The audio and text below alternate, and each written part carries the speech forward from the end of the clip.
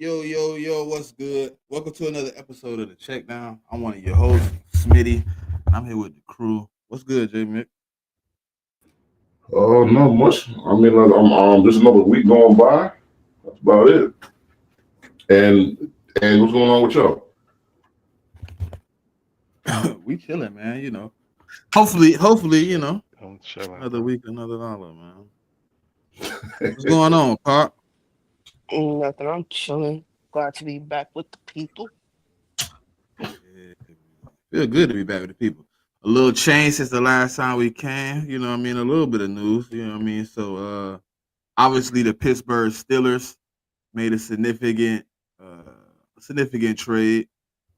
Jalen Ramsey, John Smith, what was it, a fifth or a sixth, and for Minka Fitzpatrick in a fifth or a sixth. Uh, does that significantly change what you believe about um where the Steelers were?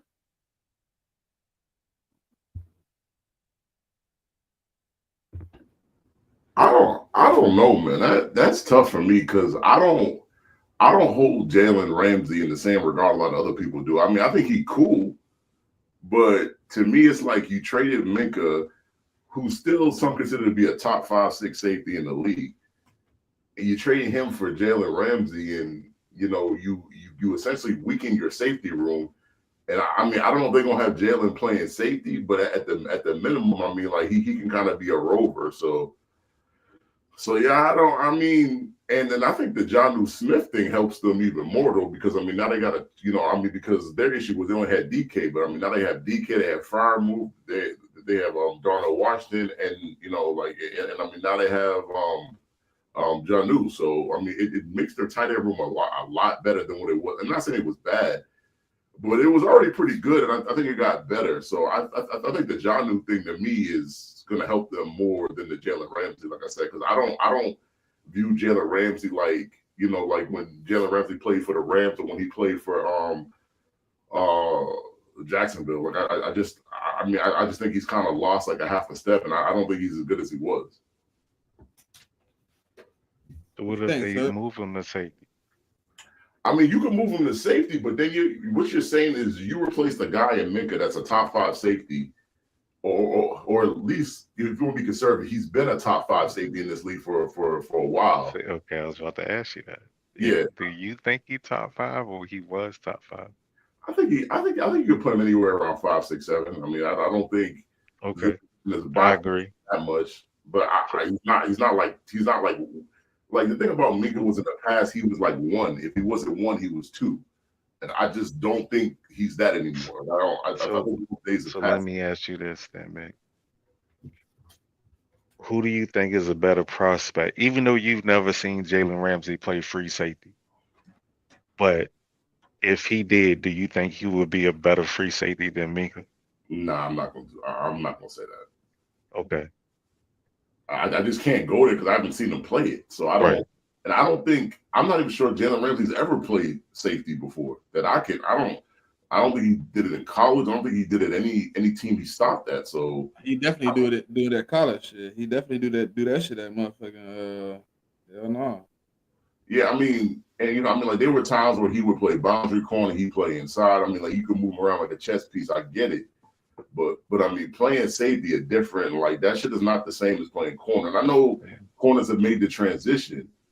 So I just have to see it first. But right now, like if you ask me, do I want Minka at safety or Jalen Ramsey at safety, then I'm gonna choose Minka at safety. I mean, I ain't gonna push back on it. If you ask me to make a selection, I'm gonna go with Jalen Ramsey. I seen like a lot of like reports and stuff too where he was like saying like he want to change, like he want to kind of follow the path of like Charles Woodson and stuff. I So think he's smart enough for it. I mean, for his career to continue, he's gonna have to do that because he's like I said, he's not what he was at corner. Right. I mean, he can still play that a He pretty gonna have to lose some weight though. Not saying that he's overweight, but he's gonna have to drop like 5 pounds I mean, to hopefully. so that he can maintain his athleticism. I mean, but the one thing I will say about Jalen Ramsey though, like his range is still the same. Like I mean, like he can Yeah. do I mean, like whatever you ask him to do on a football field, he could pretty much do it. So Yeah. I mean, that does give me some confidence that he can play safety. But I mean, we just gotta see.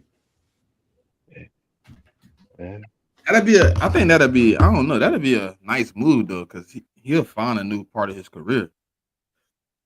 Like you might extend his career 4 or 5 years moving him to safety. I like to see it though. I mean, granted, like Mick said, you know, I mean those dudes are like anomalies, you know what I'm saying? But I think, you know, when I look at the cornerbacks, I mean, I ain't gonna say he's standing right in the middle of them, but he's somewhere around there. He in the room, you Right. know. So I mean, it's what Charles, uh, Rob Wilson, um, shit, Dion did it. Shit, Ronnie Lott did it. Um, yeah, I mean, he's somewhere around there, you know, Right. behind them, but you know, he in the room. Right. I mean, him changing the safety would probably, I mean, might move him up in the room, right? Yeah, yeah. I mean, that's all. I mean, if that's the route that He they does like go, the high level. you know. But I think he can do it though. You know what I'm saying? Like if he were to switch over to safety, he's arguably the most athletic safety in the league, like immediately. You know, now he got to play the position though. You know, so but he can tackle, he can cover, he can play zone, he can play in space, he could track the ball. You know, but you know it's a different position, so you know, um, I don't know, man. I hope so. I want to see it. So Yeah, I do want to see it. He went to the division where I don't even know. Tricky, right? Him switching to safety in that division gonna be tricky. I mean, but ultimately, like when you look at the Steelers and the Dolphins, like okay, like the Steelers got Jalen Ramsey, so they took away a guy that we consider to be a top 5-ish safety, right? Mm-hmm. But I don't love the Steelers corners. I mean, outside of JPJ, I don't love their corners outside of him. And Darius Slay and who up? I mean, Darius Slay to me, you can't count on him to be healthy the whole all 17, but the bro is getting old. So I can't. He gonna play. Listen, JB. He gonna play 17. He gonna play 17. Be He's gonna be in and out every fucking game. Yeah, he's not gonna be healthy. That's what I'm saying. You gotta be healthy. So I mean, to me, like, and you know, I mean, like they get Jalen Ramsey, so maybe that'll help. You know, I don't know what, like I said, we don't know what he's gonna play, but if he could play a little corner and safety, like it gives him some versatility. But if you know, like that trade to me made their safety room weaker. And then when I go to the Dolphins trade away Jalen Ramsey and they got Mika. Okay, great, they got a good safety. But have you looked at their cornerback depth? That cornerback room is real nasty, and it's not nasty in a good way. So I mean, But my problem is you got rid of Minka when you could have paid the dude that was already fucking there. Yeah, but Jalen Ramsey said it wasn't a money thing. He just said he don't want to play there no more. No. Not Jalen Ramsey. Wasn't didn't the Giants get their old safety from the Dolphins? Yeah, Javon Holland, yeah. Yeah. Like why would you not just sign him the fuck back? But I mean, Javon Holland, from what I hear, did not have his best season last year though. So I mean, he still got paid though, but he just I guess the Dolphins. But you just told me Minka on the downward spiral too. Yeah, but the thing about Minka is like Minka losing a step still better than the majority of safeties in the league though. That's the thing. I'm not sure why they didn't pay Javon Holland. Like I'm not a Dolphins fan. I mean, but I was glad to see his ass go though. I'm not gonna lie to you about that. So, but I mean, you know, Javon Hall's a good safety in my opinion. They didn't want to pay him, so I don't know. I just know the Dolphins, yeah, they got Minka, but they have a cornerback issue because, like I said, if you look at their depth chart at cornerback, I mean, outside of Cam Smith, who I liked in the draft process, I don't, and maybe what's his name, Kudar, maybe him, but outside of them two, the rest of the niggas in that room, I just don't like. So I'm not sure how they're gonna cover people when like when the season comes around. Yeah, I feel it. I was looking at his contract. No, I had to see Like what it was looking like. Shit, that nigga, they owe him like 30, 32, 33. 3 void years on it. Yeah, but see, I don't think either team, like the Dolphins, don't have cap issues, and neither do the Steelers. So I don't think these moves are money issues. Like I think it's more like team chemistry shit. Like I mean, like especially for I was looking at Minka. I was looking at Minka. And I thought Minka got extended like a couple years ago. I thought. Yeah, he get down to 16 this year, then he get down to 18 next year. And then that's the end of the contract. Yeah, but in the safety market, that's not that crazy though. No, it's not. I think Javon Holland got like 3 years, 45. Yeah, I mean his deal wasn't bad either. But what was Jesse? Do you remember what Jesse Bates deal was that year? Because I remember he reset the market. I thought Jesse got around 20. I thought. What was it? 4 years? 4 years something. Yeah, it was it was either a 3 or 4 year deal. I think it was what 4 years, 65, something like that. It was something like that. But I could look it up. I mean, it's a quick Google search. Okay.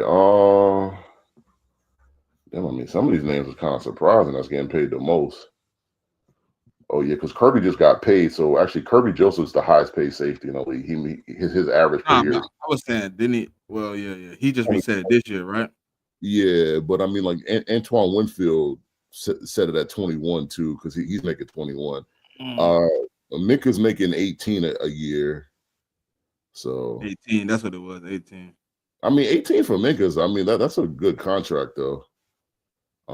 He's got 2 more years to, like you said, till he's a free agent. Jesse Bates done fell way down the list since he reset the market. Jeez. Yeah, Jesse's total deal was, I think you're right. It was 4 for 64. Yeah. So he was only getting paid like 16. And that was in what, 23? Yeah, because I think the last year his deal is this year, I think. If I'm not mistaken. So last year the deal. Yeah, this is the last year guaranteed money. I mean, but the thing about all these position contracts is like when when the wide receiver market goes up, then the cornerback market goes up. And when the cornerback market goes up, then the safety market. I mean, it's all correlated. So as long as you get wide receivers continue to get paid higher than Jamar Chase, cornerback salary is gonna go up and safety salary is gonna go up. So did Derwin James get an extension?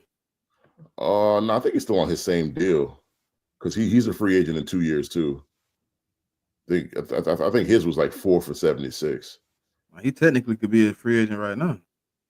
I mean what I'm looking at on over the cap says he's not a free agent until 2027. Well, like I mean, they could technically move on without being hurt. He could technically be a free agent. You know what I mean? Well, I don't think they're moving on from Derwin though, because Derwin's. I mean, it's talking about Derwin is kind of like talking about Minka, like, and I think their best days are behind them, but I think they're still really, really effective though. That's the thing. Like those two were playing at such a high level, and for the longest, like they were 1-2, and it's like certain people would take Derwin 1, certain people would take Minka 1. I just think, I mean, they're both at the same age, so I mean, like I don't think they are the players that they were in their at the top of their prime, but I think they're still in like the back end of their prime. So I mean, like if like I wouldn't be cutting Derwin James or like Minka Fitzpatrick, because the second you cut them, someone's picking up them dudes up the next day. So I don't know. It's a lot of high paid, man. You know what I mean? It's a lot of paid. I mean, safety is like safety is an important position though. It's not like you can get away with bad. Like you really can't get away with bad safety play. Like I mean, especially if you don't have top of the line. Maybe if you have like top of the line corners, you might be able to get away with it. But even then, I don't think you can get away with it, because a corner. I mean, Pat Surtain is like, everyone considers him to be the best corner in the league, but that don't mean he don't ever get beat. And I mean, like, and if you got a center field safety, like you need that guy to help you out in case one of your corners get beat.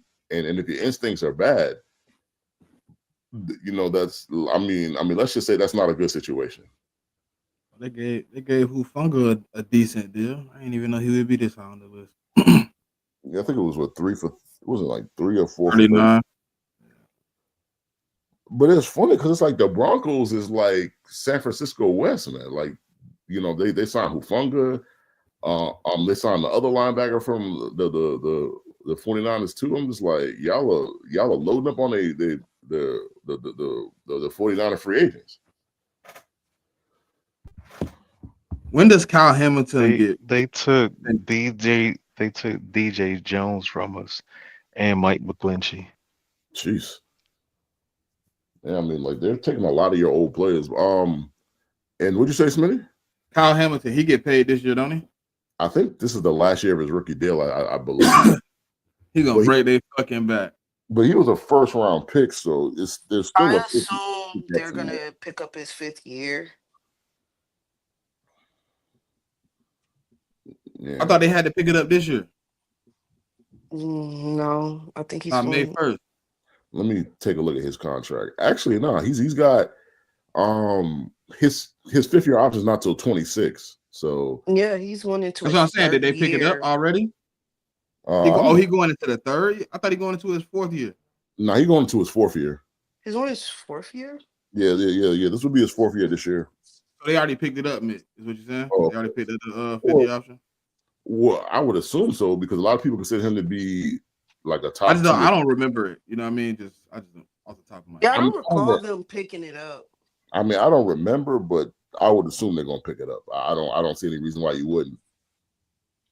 So. Oh yeah, they already did, bro. I told you they had to do it by May 1st. Yeah, they did. Okay. Yeah. They accepted his and declined Tyler Linderbaum's in the same day. Well, yeah, like the Tyler Linderbaum shit didn't make sense though, because if if they would have took his 5th year option, he'd have been the highest center in football. So that ain't really make sense. Yeah, I missed. I didn't need. Nah, it wasn't. I missed the Kyle Hamilton get his picked up. I know you had to do it like by a certain date. Yeah, that's good, man. So they still got to extend him this year though. Yeah, I mean, Kyle's gonna get extended, bro. Like he's not gonna. This year, yeah. He's not gonna touch free agency, bro. There is no way that they would let him test. Nah, I mean they got two what's the callers anyways. They wouldn't even matter. They got franchise. Yeah. Well, yeah. I mean they got the 5th year option and 2 tags. Yeah. So I mean Kyle not going nowhere. Yeah, I never thought about that. I'm just saying that he got to get paid. Like, he will. Yeah, I mean he will. I mean like the Ravens don't really let their own players go like that though. So. Because I mean, like a perfect example is Ronnie Stanley, right? Like Ronnie was about to hit free agency, and the very last minute, like they paid him like 20-something million to stay or something like that. So, I mean, like the Ravens. I mean, honestly, the Ravens operate a lot like the Eagles do. Maybe not exactly the same because like the Eagles pay their players a little bit earlier, but it's like the same result. Like both of those teams do not let their good pending free agents go. I expect Kyle to get locked in either some point this year or into next offseason. If I'm also looking at the Ravens, I think they've gotten younger at some of their key positions this offseason too. So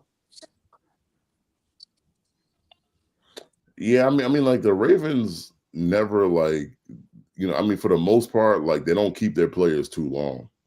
And they kind of cycle them out. So Branch will be in that rotation too, won't he? Or is he the year after Kyle? For the Lions? I think Branch was the year after. The year after, right? He's the year after, but they don't have a 5th year option. I think he's in I think it was like a second or third round pick. Yeah, so they're going to have to pay him. The Lions have a lot of money that's coming up on the books. They got one more year on that deal though. But the 2 years. Yeah, but the interesting thing about the Lions is they're already paying Kirby Joseph is the highest paid safety already, and that's their other safety.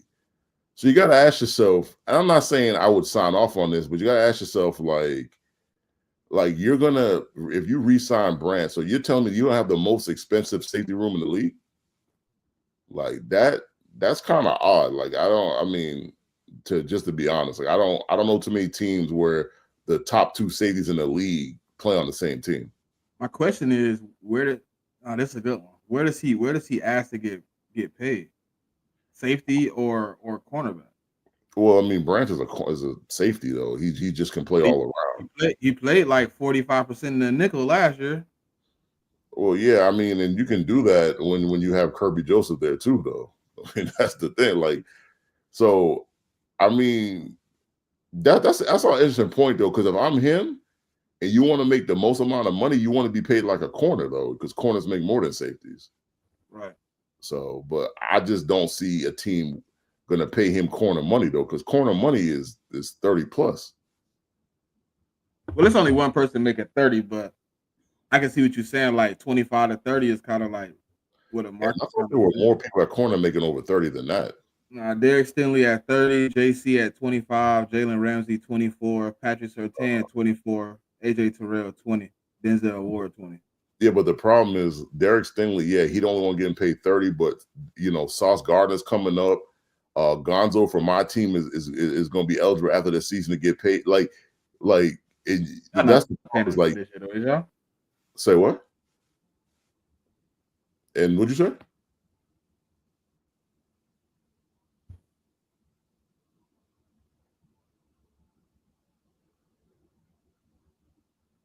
But yeah, I mean, like I was saying, like Sauce is gonna get 30. Like he has 2 first-team All-Pros, he's gonna get that.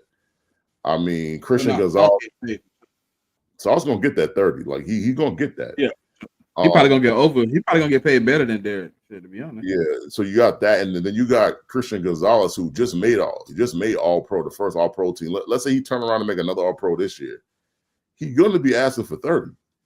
Are y'all paying him next year or the year after?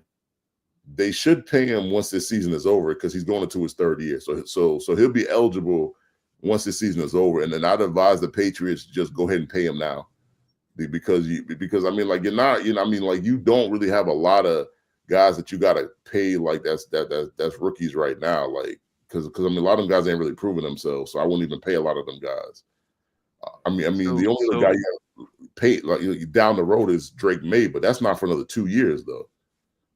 Is it you can extend him during his 3rd season or after the 3rd season? It's after the 3rd season. Okay. It gotta be. So it'll be after this season. So he could do it this off season. Okay. All right. Well, next off technically next off season. And that's the thing that's surprising me about Sauce Gardner is that the Jets, he going into his 4th year, he could have been extended already. But I think they're making a bad move, because if the new coach who's defensive centric come in, and then Sauce have another one of them All-Pro year, like, oh man, the brick. Whoa. Yeah, I mean, he's gonna hit you over the head. Like, so personally, if I'm the Jets, I'd be trying to re-sign him right now. I would try to give him like the Derek Stingley deal right now. I'd give you the 30. Because bro, you ain't gonna tell me that Aaron Glenn comes in, he has an All-Pro season, and don't nobody factor that in. You know what I'm saying? So you're automatically gonna say they only gonna get better. Them two. You know what I'm saying? So he gonna fuck around and raise the roof on the market. That's what's gonna happen. If he have another All-Pro season. Kansas City cornerback got to get paid too, right? McDuffie. I mean, but the problem with the Chiefs is they operate a lot like the Patriots did. Like, the Patriots didn't want to pay corners in the end, and they're the same way. They don't want to pay corners either, because Snead, they didn't pay him. They traded him, and I mean, like, you can't point to one cornerback that you could tell me that the Chiefs have paid a lot of money to. Yeah, this time, but they usually have already established a guy that's behind the guy they gonna let go, and I'm not sure he on the squad yet. Man, I don't think they ever replaced Snead, to be honest with you. They believe. He in the corner. I mean, he not equal to Snead or better, but I mean, come on, dog. He a top. He definitely top 5. Who, Trent? Yeah. Yeah, he can't play outside that good though. Yeah, but I think he made an All-Pro team, didn't he? Last year he made his first All-Pro. Yeah. I think he made I think he second got team. his first interceptions too. hey man, y'all know how listen. I'm never a fan of giving up talent, dog.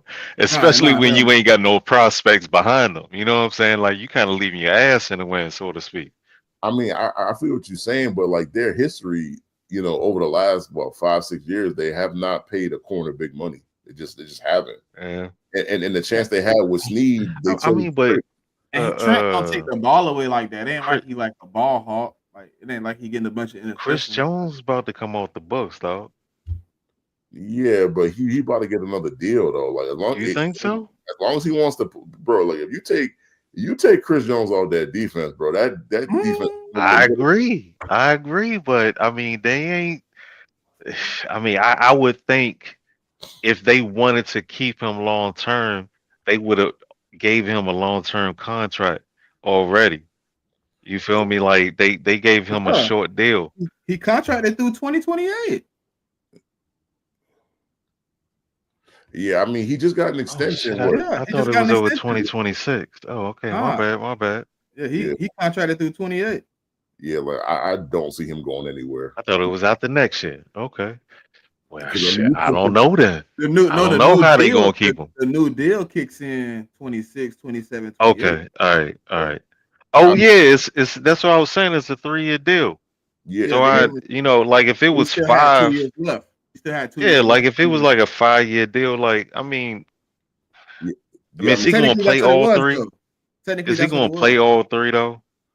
I mean, the way he's looking right now, I don't see why he wouldn't play to the end of this deal. I don't see why not. No, I'm just saying not that he can't, but Will he want more when money we talk about contracts to this size, 9 times out of 10, the last year is like a void year. Yeah, probably so. I mean, either the last year or 2 is a void years. No, they got it split pretty well. They got a void year, but they got the money split up really well. So is it 4 or 3? It's 3 years, but okay. So it's really 2. But no. It's no, yeah, you're right. It's 4, but it's okay. really 3. All right. Start off 44-8, 38, 44-8. And the reason I say that was like he's making 31, almost 32 a year, right? Milton Williams, that's a good con. Yeah, Milton Williams just got paid by us, and that nigga only making 26. Like he's not even making Chris Jones what 31? Yeah, he's 31. Okay. Yeah. That's good. I think his birthday passed too. So I mean, but the good thing about interior D linemen is like as long as they take care of themselves, like them dudes. He's been fairly healthy, man. Yeah. For a dude as tall as he is, he's been fairly healthy. And I assume, like going into his 3rd year, they'll create some sort of extension with him just to keep him with the team, like fair compensation for what he's done for him and what the team would want to do. If you want to stay, you think they? If you want to stay, I mean, I'm assuming Chris Jones would love to retire Chief, right? So if he, I mean, he almost didn't the last time. Like they made him hold out the last time. I wasn't even saying like that. I'm saying like if he want to continue playing because I don't think he's leaving the Chiefs at this point. Yeah, that's what I'm saying. I don't. I don't see him leaving the Chiefs.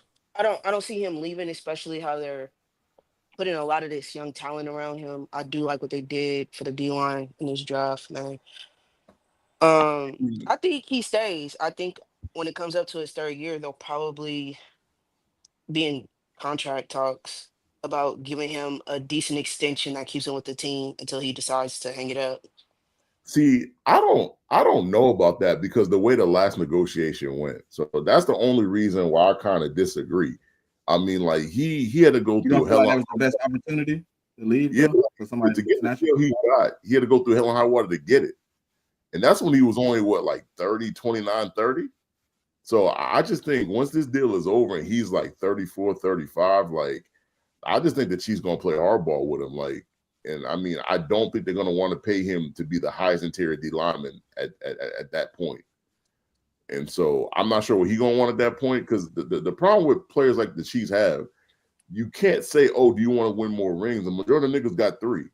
So you really can't make the argument of rings. And so after the rings, then niggas want to get paid. So it's bag talk at that point. Yeah, it's about the money at this point. Like, to be honest with you, like he's experienced Super Bowl wins, 3 of them. He's experienced playing on really good teams. So, and I mean, his next contract probably is most doubtly going to be the last one because I mean, like, people aren't like Calais Campbell. Like, people just D linemen don't play that long. So That's fair, but I also think that this is Calais' last year. Like he wants to yeah, retire with the team he started with. yep, So, He back at Arizona. yeah, yeah, yeah. yeah. I think it's a 1-year deal with Arizona. And I said, okay, he just wanted to basically go where he started. But I mean, like, Calais is still. I mean, like when I believe he played for the Jags. He played pretty well for the Jags last year. Yeah, nah, he was solid. Yeah, he Yeah, was solid. Was he with Carolina like the year before that or something? Atlanta, something like that. One of those. No. I thought he was in Atlanta one of them years before though. Yeah, I just He can't spelled- remember when. Was that 22 then? Was that 22 that he was with Atlanta? Actually, Maybe. I think last year he was with the Dolphins. The year before that, he was with the Jaguars. I think. Okay.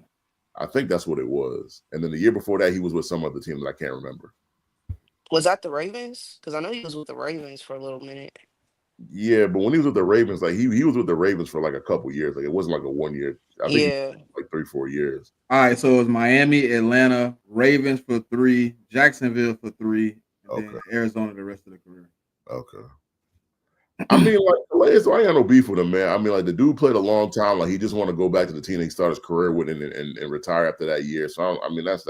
Shit, to be honest, his stats went up the last 2 damn years too. That's crazy. Yeah. He been. He been balling. Yeah. I mean, but it's sad though because I don't think he ever won a Super Bowl. So I think that's what he was after last year, and it just didn't happen. So now he just gonna play. I don't see him on no team that I believe. Nah. I mean, he only got 1 appearance, right? Yeah. I think he went to Super Bowl once. I think. Yeah, with Arizona. He was on that Jags team that had a chance. Oh, AFC Championship too. Yeah. He was on that Jags team that had a chance, and I think he was also on the Ravens. Which who they with? Was he with the Ravens when they went? His last year was 22. Yeah, so he wasn't on that. I think that conference championship team then. Yeah. I mean, I think when the Ravens went to the Super Bowl, I think he was playing for the Cardinals then. Mm-hmm. Yeah, now I'm talking about that Jacksonville run. Championship. Yeah, when he's talking about that Baltimore championship. Yeah, that Baltimore, and then also y'all know that Jags team.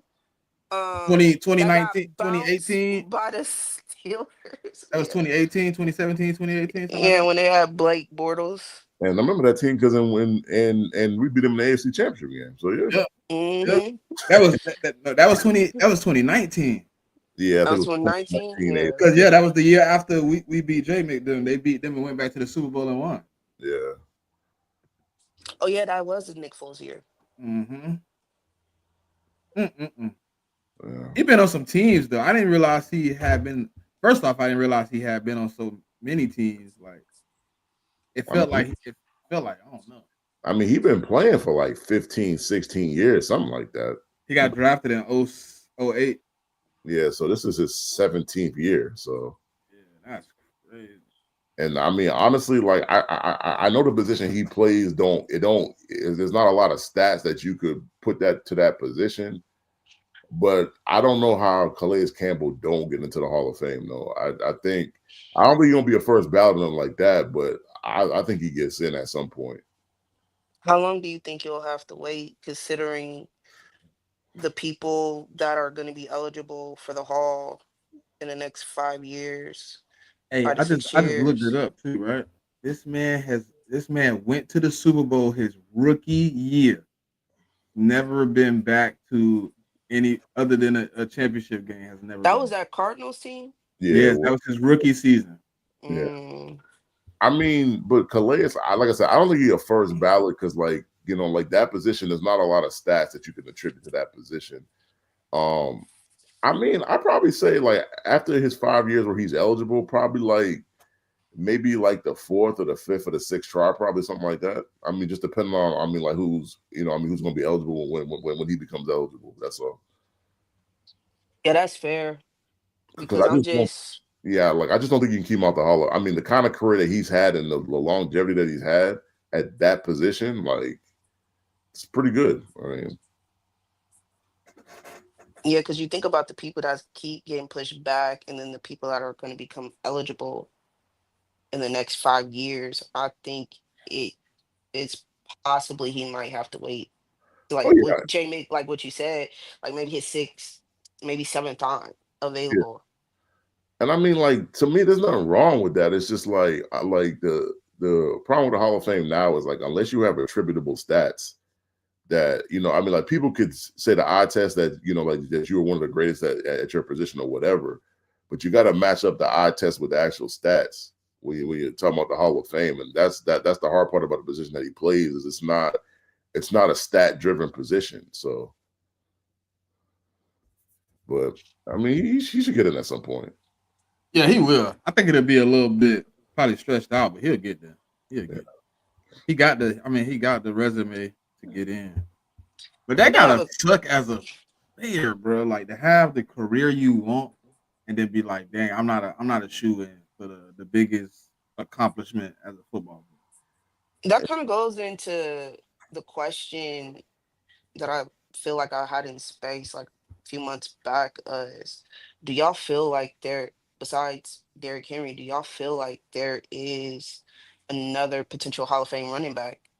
I think you got to look at Saquon. I think, but after Saquon, I don't. I mean, but Saquon got to play at least CMC? years. CMC probably, yeah. I mean, only that might hurt CMC is his injuries. That's He all. can't bounce back this year. He ain't Yeah, got. I mean, You don't think he got a long enough resume? yeah, not to say he won't get in, but it won't be like first ballot though. Like unless he has another good couple more years, I think. Because he only sitting at. I'm looking at it now. He only sitting at like 6,400 yards total. Yeah, so Total rushing. yeah, so I just think he just gonna need another couple years to like solidify. I mean, whether I mean how quickly that he's gonna get in. Right. But yeah, That's I a mean, good question, Clark. I didn't even think about that. Man. yeah, I mean, outside of Derrick Henry, CMC, and Saquon, I don't. As of right now, I don't see any like backs that are just like a shoe in to get in. Yeah, CMC got a total of 11,000 yards and he got a lot of touchdowns. So. Yeah, and he's got a lot of receiving yards too. Yeah, he got 4,000. Yeah, He I got think that's 4,000. his all-purpose stats that Smitty reading. Yeah, he got 4,500 receiving. He got 6,387 rushing. He got it looks like 52 rushing touchdowns, 29 receiving. Yeah, I just think for him, it's just like CMC for him to be like either a first, second, or third ballot. I just think he needs another couple years, and I think once he does that, I think he should be fine.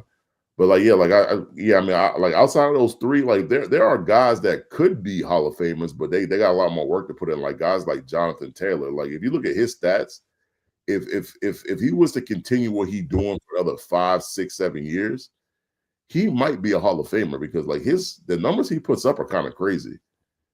But I'm just not willing to say that he's gonna make the Hall of Fame. Like I just think he needs more, I mean like more production first. Shit, he got that's crazy, bro. He got hold on, let me look at this. CMC started in what? 2017. Jonathan Taylor came in 2020? No, I thought it came. Well, no, I mean he just got extended, so yeah, that actually might be right. Yeah, and he got 6,000 yards rushing already. That's what I'm saying. Like he like with them, the problem with the Colts is like a lot of times they weren't that great of a team, so they're not on TV a lot. But just the raw numbers, like the numbers he's putting up. I mean, like if he give you 4 or 5 more years of that same kind of production, I'm not sure how we don't make it into. He almost had a 2K season. I didn't even know. Yeah, the thing about Jonathan Taylor last year, he quietly had a really great season that nobody paid attention to. 14, 31, 11 touchdowns. Yeah. That's crazy. And the thing is, the crazy thing is he didn't even play all the games. No, I think he's only played like what 14? He did 14 weeks of football. That's kind of crazy. And still had that crazy amount of production. Like that's insane. Bro, I did not know in 2021 this man had 1,800 yards with damn near 20 touchdowns. Mm-hmm. Yeah. What year did he get injured? 22 and 23. Yeah. Okay. Yeah, he almost had 1,000 yards in both of them damn seasons. Yeah. Yeah, I mean, he's been really like, and that's the thing is like, I He's don't know. been banged up a lot. Yeah, and I'm not sure if it's just playing in indie where people just don't pay attention to you, but like I said, I mean, like I said, he give you another 3-4 years of that same kind of production, like he's probably getting into the Hall of Fame. He missed 7 games in 23. He missed 6 games in 22. He had 861 in 22 after missing 6 games. He had 741 when he missed 7 games. Yeah, so What year did AR get drafted? I think it was 3 because he's going his 3rd season, so it was 3 years 23. In 23. because he Yeah, was okay. with CJ like that CJ Stroud draft class. The Yeah, 23 no, the reason 24 why draft class, right? the reason why I asked that is because I recall Jonathan Taylor being the best player on the Colts in the season before. Like he was the one I think that was keeping him in games. And then when he got hurt, it was they had a rotation of running backs they were going through because I think a lot of them kept getting banged up during that season. Oh yeah, I do remember that. Because that was the same, Mm-hmm. like right after that, that's when they had the contract talk. Yeah, Mm-hmm. yeah, Because I because think Hines at some point was on the team. I think Zach Moss had been with the team. It was like they had like a few running backs that had to go through. I A mean, lot but of them just also, kept getting hurt. yeah, but I also think like one of those seasons, like didn't he hold out for like the first couple games, like the first 2-3 games, something like that, and like right before he got his car, it was something like he either That held was out or camp. he was hurt Camp. or something. He held out of camp, but he was hurt. He was hurt still. Mm-hmm. It was Yeah, like but some weird shit because he held out. He held out all summer, and then right before camp started, they said he was gonna be on like the pup list. And everybody was like, "Well, he was holding out anyway." I remember what you talk about, man. yeah, Mm-hmm. He popped up on the pup list. Everybody was like, "Well, he was holding out. Y'all knew he was injured before that." Like, nah, he's still holding out. Y'all just don't want to find his ass. That's what it is. I mean, he got his money though, so He did get paid. He did get paid. and I mean, he deserved that money. So The running back market is soon to probably be plentiful again. Um, I don't I'm know, just man. I'm thinking about the Like, guys that's behind Saquon and Derrick Henry and Bijan, Jahad Campbell. Um, who? I meant goddamn, I said Jahad. I meant Yeah, I was dude like, from the Detroit. I'm sitting here reading oh shit. Jameer Gibbs. yeah, Jameer Gibbs. I'm reading shit. Hey, I was reading a fucking article and said this man name Jameer Gibbs, Bijan Robinson. Um, obviously if Buddy show up out there and the Raiders, Genty, JT. if he show up, you know what I mean? He in that like right behind them. Like it's a few guys I think could help the market. I don't know. It's still kind of few far in between the running backs that can reset the market. Like thinking about it. yeah. But the only problem with that market is the problem is if like it's kind of like this year's draft. If you ever get an influx of guys coming to the league like you did last year, then like teams aren't going to want to pay those guys. They're going to That's want to kind of draft. what I said last week too. Wasn't it, Jimmy? Like, did this draft class kind of mess that up though? Depends on who you're talking about. I Like, mean, I think I don't know if the draft class necessarily messed up the market. I think what the draft class did is have a lot of veteran running backs not get signed because you had an influx of so much youth at that position. So if you look at some of the running backs, you would think, oh, may get another contract somewhere. They're probably not, just because of that influx of talent at the running back position. Yeah, you're right. yeah, I mean, I just think it just depends. Like, I mean, if you're talking like the Saquons of the world, the CMCs of the world, like if you're a top 5 running back, I don't think it really makes a difference for you. But if Yeah. those middling running backs that you ain't really elite, then yeah, that shit gonna hurt you. So I'm looking at. Hold on. He's not getting. I don't think he's gonna reset the market. Oh, you got James Cook, possibly. Already He hasn't paid. gotten a contract yet. No, he Nah, is. He is. nah, because he told the Bills he wants 15 million. The Bills don't want to pay him that. Mm. I don't know what Bucky Irvin at in that I mean, slew. I mean, he just had a rookie year, but I will say this: if Bucky like replicates what he did, it's possible. Yeah. It's possible he can't reset the market because he Really, will. really looking at the top running backs though, y'all kind of right. It's not really like a bunch of guys that got to get paid like to reset the Yeah, market as far as resetting. Like you got Bijan, you got Jameer. You can maybe throw James Cook in there, and then like you said, Bucky got a bill. But other than that, it's really not a lot of running backs that I'm looking at that I think get paid. And I would bring up Chase Brown, but we know how to, we know how they do. Yeah, but like I'm not sure I'm paying Chase Brown top 5 money though. not But at all. he only just had a rookie season, so I mean he still got what 2-3 years left. Yeah, but I also Mm. think that what the Bengals want to do is I don't think they would want like one premier running back Huh, I when mean you they was have. good. That's why I said it ain't no point of bringing him up. They're not gonna pay him anyways. Yeah, like if they do pay him, it's not going to be like top running back money. They'll give him something comparable, but it's not going to be like that 14, fifteen I a imagine what would year. happen, Pop, if he had like the next 2 years like breakout years where he go for like 13, 1,400 yards type shit. Then you're talking about something, but at that point, how much money are they going to have be tied up on that offense? Because you're paying Joe that, Heath, Jamar, like, and especially if you have like, I'm not saying there's going to be a class, say, in the next 2, 3 years with the running backs like we had this season. But I'm just saying, if I could get one of those quality guys in the draft, why I'm going to pay you top tier money? Right. So really the only guaranteed guys that's gonna get record breaking deals is Robinson and Gibb. Because Jacobs got paid, Taylor got paid. I don't think Kyron Williams gets a big deal from the Rams. And I think if Brees Hall has a good year, like he could, you're not gonna break the market, like you're not gonna reset it. But I mean, he could get like 10, 11 million though if he has a good year. I think he can break it if he goes somewhere else. Yeah, I don't think the Jets gonna pay him 11, but I mean, like another team, if he was to become a free agent, I'm pretty sure somebody would pay him 10 or 11. Yeah, that's what I think. Especially if it's a healthy season. Yeah, Because I mean, I think they're preparing for Braylon to take over the reins, right? well, I think so, but I'm gonna be honest. How they was using they running backs last year really confused me with the Jets.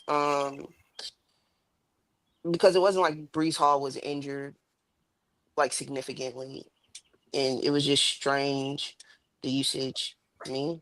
But I do think they do like Braylon Allen. I think he's a quality running back behind Brees, and he eventually could take the reins if Because they wasn't they decide to looking for let Brees Hall. trade partners this offseason, Pop? that's For the Brees at one point? that was their request, but it I never got mean, confirmed though. that was like the rumor, but it was nothing that was ever confirmed for real. Yeah, this guy in the chat said, "I don't think Derrick Henry will get it on the first." What tells you that he don't get it? Derrick Henry don't get it on the first ballot. It got to be somebody you know, bro. He said, Nah, he said, I feel like I'm watching GIB live.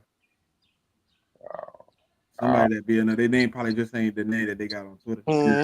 That's possible. Yeah, I'm not sure, but Derrick Henry getting it first. Like Derrick Henry is literally the best running back of his generation. Like, and I'm not putting like gas on it. Like that's just it's a fact. Like I don't like if you look at Derrick Henry's generation, like who's a better running back than him?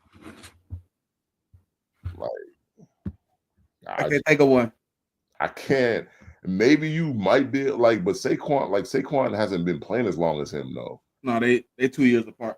Yeah, so it's just like, and like the thing about Derrick is, man, like people have been saying, oh, well, he got these 400 carries, so he's gonna slow down, and he's not slowed down. Shit, Like Derek on a team where y'all said his team was dog shit took them to the fucking championship game. Like what? Literally on his back with like, come on, bro. And another thing about Derrick Henry, he's playing with Lamar Jackson, bro. Like you think his numbers gonna get worse? His numbers ain't getting worse. They're not. Like what year is this for Saquon? 7. Like 6. Yeah, they get 6. 7. Yeah, Or 6, 7? 7. Year Yeah. 7. Yeah. Okay. It's year 7 for Saquon, year 9 for Derek. 7. Okay. Mm-hmm. Yeah, Yeah, like I mean, like the shit that Derek has defied the odds of like the whole, you know, I mean, when you carry the ball too much, the next season you're supposed to fall off, and he hasn't fallen off, like, and so But that's I Yeah, did he because just there have was what 1,800, 1,900?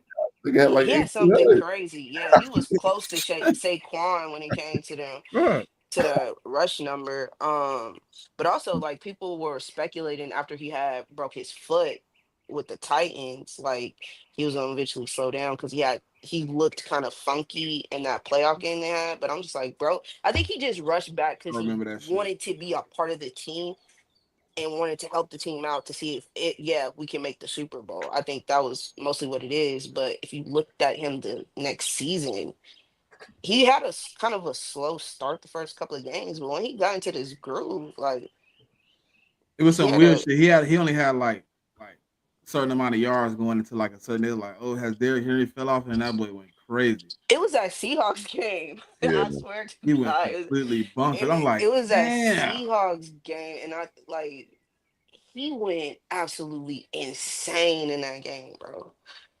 yeah, and I mean, like, I just think for certain athletes in football, like, I mean, like the way Derrick Henry is, and the way that he puts money, towards his body every year, like he'll break down eventually. I just don't know if it's going to be in the next couple of years or not. I don't know if that's going to be the case.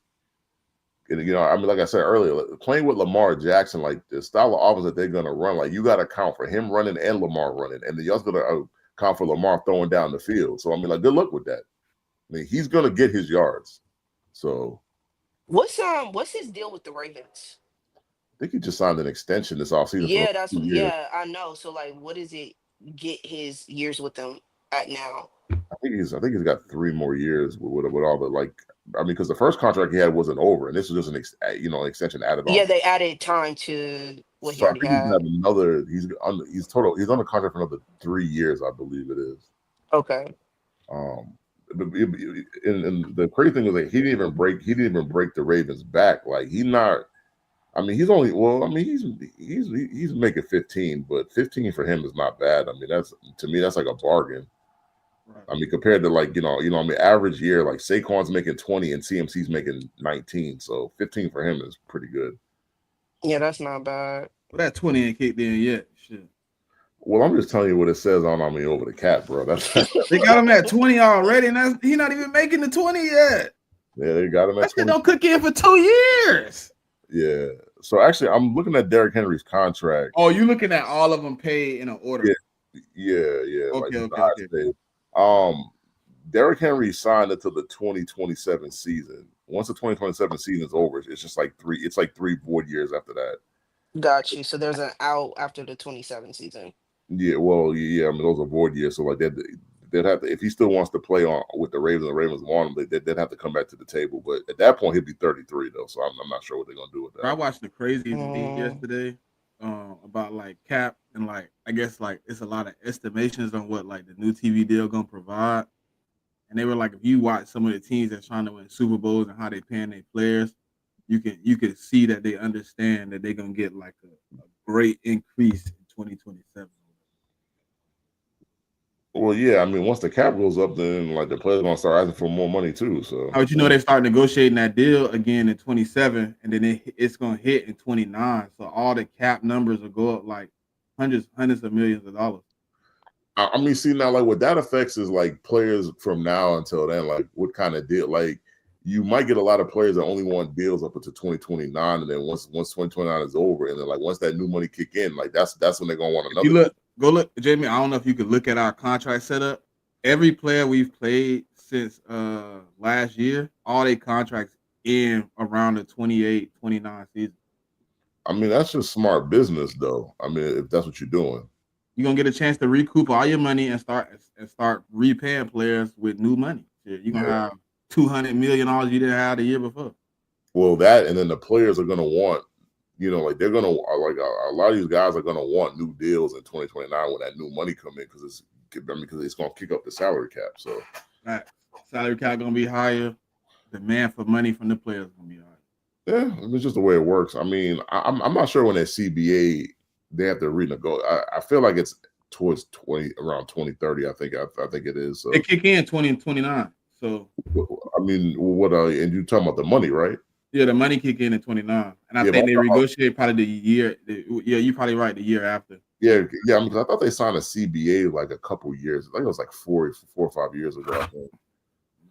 So yeah, that CBA, boy. I mean, the NBA CBA is kind of trash. and you got to know what you're signing, man. Like you got to know what you're signing up for, man. Like I know a lot of them middling players in the NBA didn't understand the CBA. 2031. Yeah, 2031. Yeah, so it's like right or like a couple years after like the new money comes in. Yeah, so March 31, they'll be back at the table. Yeah.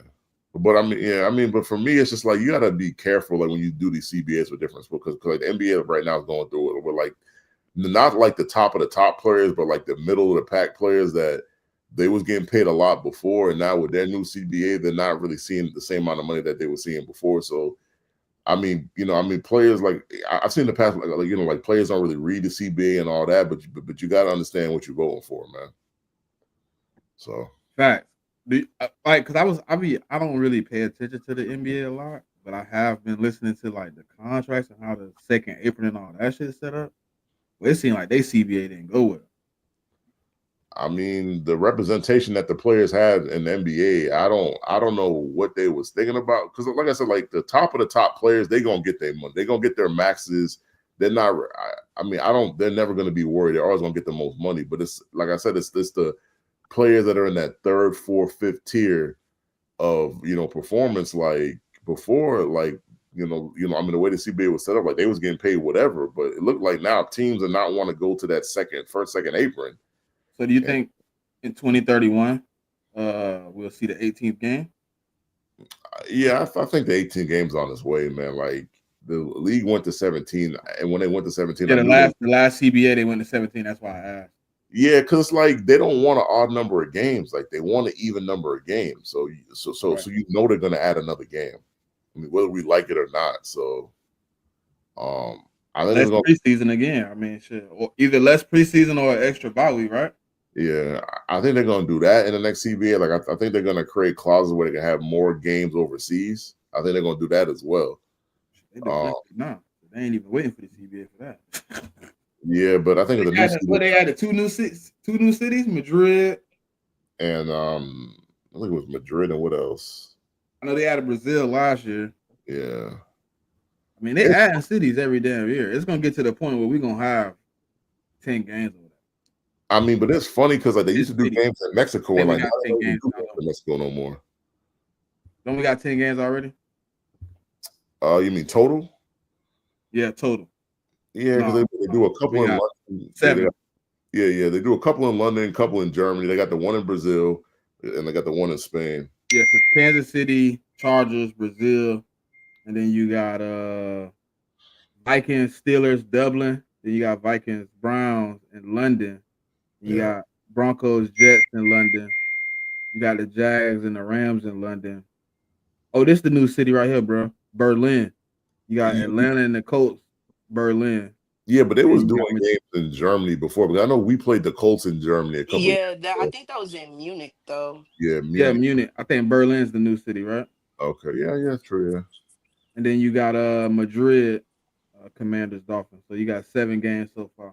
Yeah. Isn't those Vikings international games back to back? Yeah, back to back weeks. Yeah, the 28th and the 5th. Yeah, they won't even leave. They won't even leave. Yeah, I think they're starting to institute that because last year Jacksonville did that, and this year they're having the Vikings do that. So that just might be a new thing where one team got to play two games a season there. Yeah, and it's 2 different. One of them is in Dublin, and then the next one is in London. So yeah, but like Dublin, Dublin and London, not that. I don't feel. No, they're not that far. But I'm just saying the fact that you go over there and cover 2 cities. Yeah. I mean, it's just. I mean, like they're looking to make more money, man. This shit. We love the sport, but for them, it's a business. It's a business where they try to make more money. I mean, I just hope the day never comes where they try to do a game in Asia or some shit like that. That shit would be kind of crazy. I wouldn't be surprised they're working on it. Because like I think Australia will be first though. Yeah. Because like I said, like that flight is long as hell though. That's what I'm saying. Like, I mean, if you was gonna have a game in Asia, like you would have to have it it have to be the West Coast teams because they essentially got the shorter slate. So I don't know. That's what it seemed like it's moving to. Like, I'm surprised they haven't done more games in South America because they've done Mexico and Brazil, but there's other countries. They ain't got Mexico this time. Say what? I said I'm surprised Mexico not on the list this time. They haven't had a game in Mexico, I feel like, in 3-4 years. Like, I think it was that last one they had, and I think the field wasn't good or something. And ever since then, they haven't had a game there. Shit, that Brazil ass too. Yeah, but Brazil was the first time they had it there. So yeah, and it was a little weird with that Brazil field as well. Well, they're trying to play it on a soccer field, and like soccer and football fields aren't the same. Like grass and all that. So, hopefully this year in Brazil is a lot better, man. Because and you don't want players getting hurt on the fields and slipping and sliding and all that stuff. So, hey, look. I hadn't looked it up, right, JMIK? So the NFLPA is trying to do like a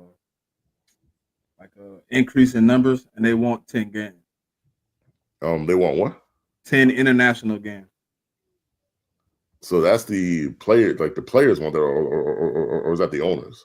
It says NFLPA is negotiating an active series of international games, potentially wanting to increase the number of seasons per game. Right now, the negotiation is at 10, with the CBA wanting 16. I was gonna say, like, why would the players want more international? I think the players are saying, "Look, we'll take 10." And the CBA like, "Nah, we want 16." Yeah.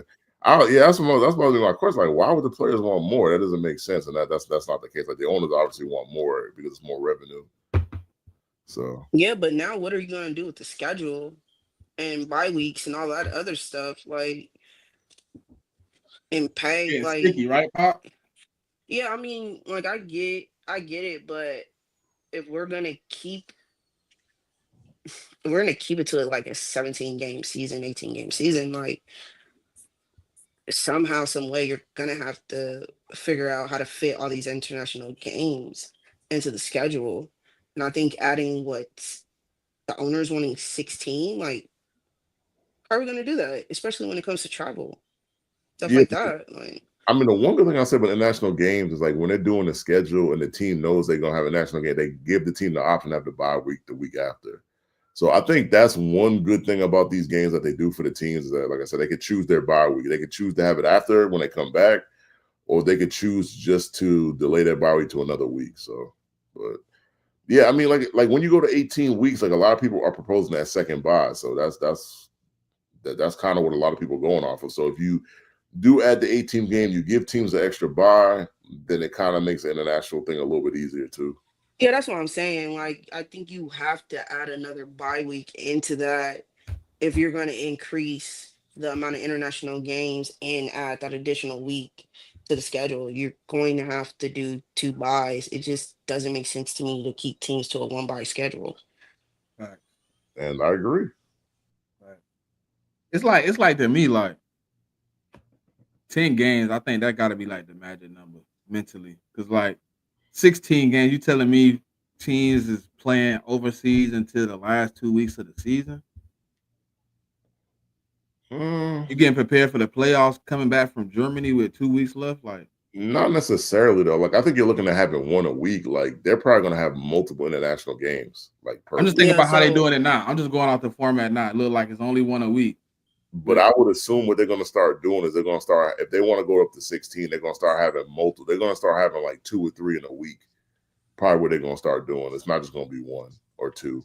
Yeah, and I think you're also going to have an increase in the amount of teams that are going to be going over as well. That's what I'm saying. Like, now you got to give, because right now, right, the only teams that have to have the option of the bye is the international teams, right? So if you send 6 teams over there, how does that work for bye weeks and shit like that? Like, because now those 6 teams had the option to come back and all take a bye. You just put them all on the bye. As long as it's an even number of teams, you can give. Essentially, you can have 6 to 8 teams on a bye week, but it's got to be an even amount of teams because obviously you can't have an odd amount of teams taking a bye week. No, I get that, but I'm saying like, shit, week 3 bye, like, You got like now. I'm seeing what y'all saying though about like the second bye. You got to give me another bye in like week 14, week 15. Yeah, but if you're thinking about like if you have to go overseas on week 3, a lot of teams aren't going to want to take the bye week that early in the season, anyways. Yeah, Yeah, you'll probably opt for something later Yeah, because you kind of it's not really a built-in buy, but you can try to freak it like it's a built-in buy when you come back from the international game. I mean, but Like, so much you got to think about is like, okay, so like let's say they have one game in London, right? Or let's say it's week 8, right? And they have one game in London, right? And then they got another game, like so, like the London game got to be in the morning because it's just the time difference. But then they could have another international game in Brazil or Argentina because them countries is only like an hour or two behind us. So like they could have that London game in the morning, and then essentially like they can have the Brazil or Argentina game on like Sunday Night Football or something. Like that's something that they could do. Like and that'd be two in a week. So I mean, they're gonna figure. I mean, like, but my thing is, if the players only want 10, the owners want 16. I think they're probably gonna meet somewhere in the middle, probably like 12 or 13 games overseas, or maybe 14. yeah, I don't think it's going to be either of those numbers. I think it's closer to what you're saying, JMIK. So, but I mean, I feel like 10 is a magical number though. I'm just looking at it in my head, like, okay, boom. Obviously, week 1 you don't Yeah, have. but I'm gonna just have be honest. There's gonna have to be some sort of compromise from both sides. no, obviously, but I'm just saying, like, when you getting into 14 games, it just feel like so many games being played overseas. It's just not like first off, in the next few years, we obviously got to see what the venues look like because that's what they're gonna build now. Until 2031, they're gonna build venues. They're gonna go to different places, figure out where they can host games at. Obviously, we just seen 2 or 3 new cities added in the last 2 years. I wouldn't be surprised if you see 3 or 4 more cities added in the next few years. Moving forward. I mean, because you also got to figure like there are soccer stadiums all over the place. Like, Yeah.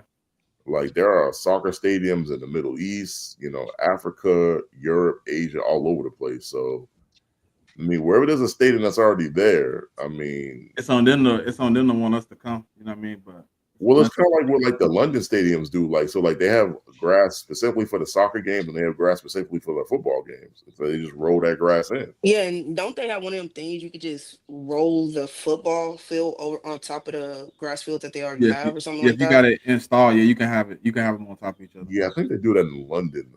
They might do that in Germany too, if I'm not mistaken. I'm not 100% sure. I think the one place they don't do that is in Brazil, but like I said, their first game was there last year. So as they have more games there, they're probably gonna put more investment into Brazil, and then they're gonna create that as well. So I think the problem last year wasn't even like the actual grass itself. I think it was just like so damn moisturized. oh, I don't think the groundskeeper, that like he's so used to doing it for like a game of soccer. I think he just took care of it the same way. I think now, understanding maybe they'll dry it out a little bit more. That shit was wet as hell. Yeah, but I think the NFL is probably going to send some personnel to help them out with that because they understand that the product wasn't as good as it could have been last year, and so they just want to make sure it gets right. Because isn't that the Chargers? Is that the Chargers and Chiefs game or no? Yeah, That's a later game. yeah, it's the Chargers and Chiefs game. Okay. Even if they didn't send somebody, I'm sure they made enough comments about the conditions that what I mean. They made sure that shit got better. You know what I mean? Mm-hmm. yeah, Just thinking like Brazil, how they is. I'm just like, maybe they let somebody come, but I know them was crazy. Yeah, but I also think Brazil wants to increase the revenue that they bring in. So I know there was like a lot of commentary about the teams not wearing specific colors and stuff like that last year. I think Brazil understands like if we want to continue to bring revenue through tourism and other means, we're gonna have to protect the teams that do come and visit. That's true too. Yeah. I think last year was so crazy. Like you sent two, they say all this green can't get worn. Then you sent 2 teams that wear green. It was like, you gonna wear green, buddy.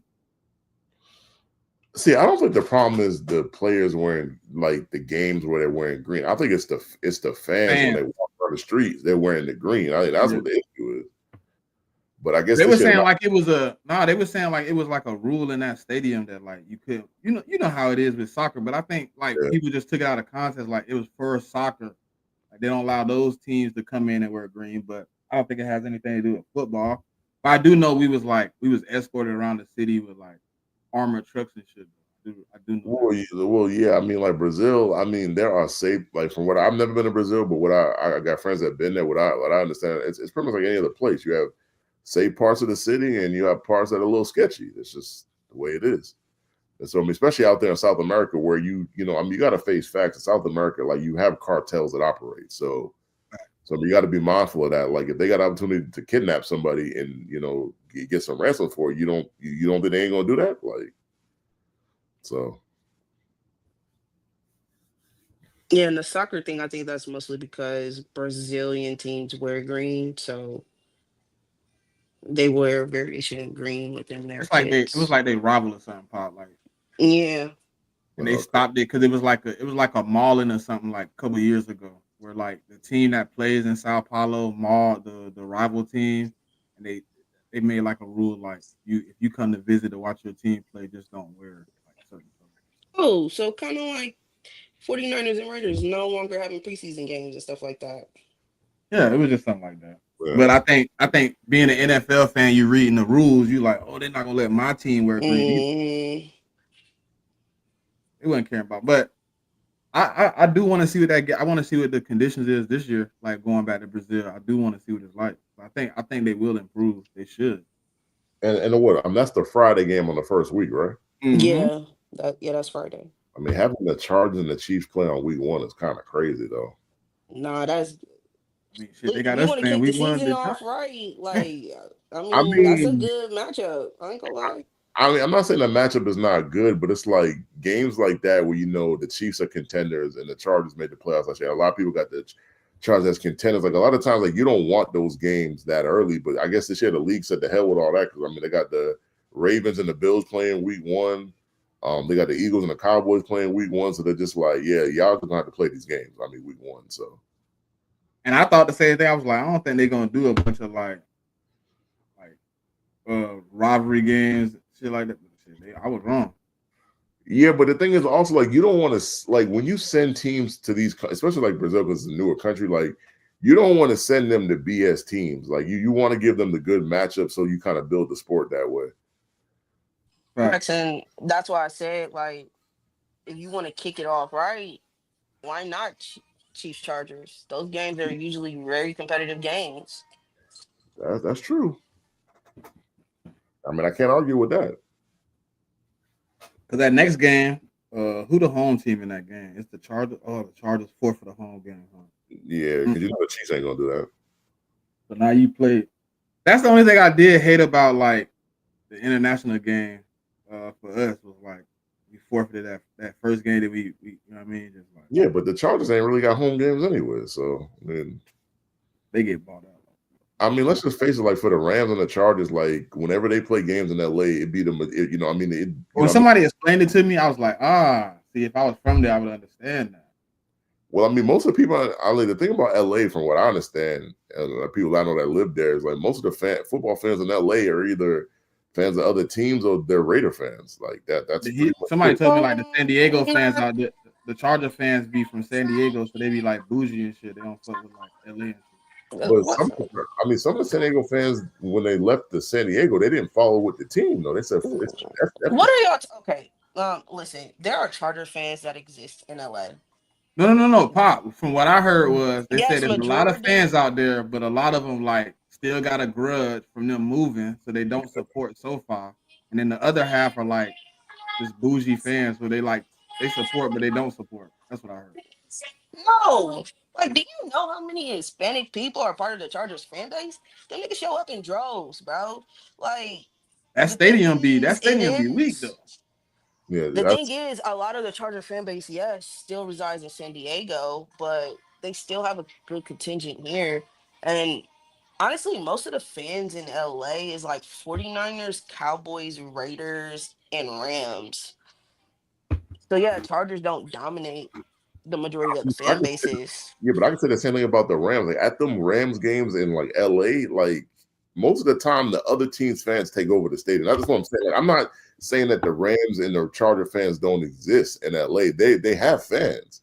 But I mean, when it comes time to fill up that stadium, they don't really support the teams like that.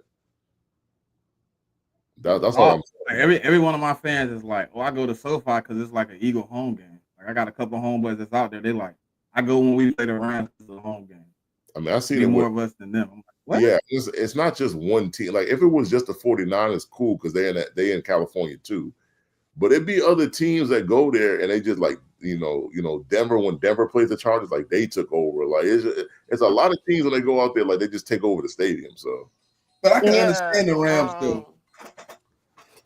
I mean, but the Rams have played in LA before though. So I thought like the Rams games, there'd be a lot more Rams fans. Like you wouldn't be able to do that with them, but I guess Oh no, that's something they talk about within that fan base. Like they feel like more fans should show up.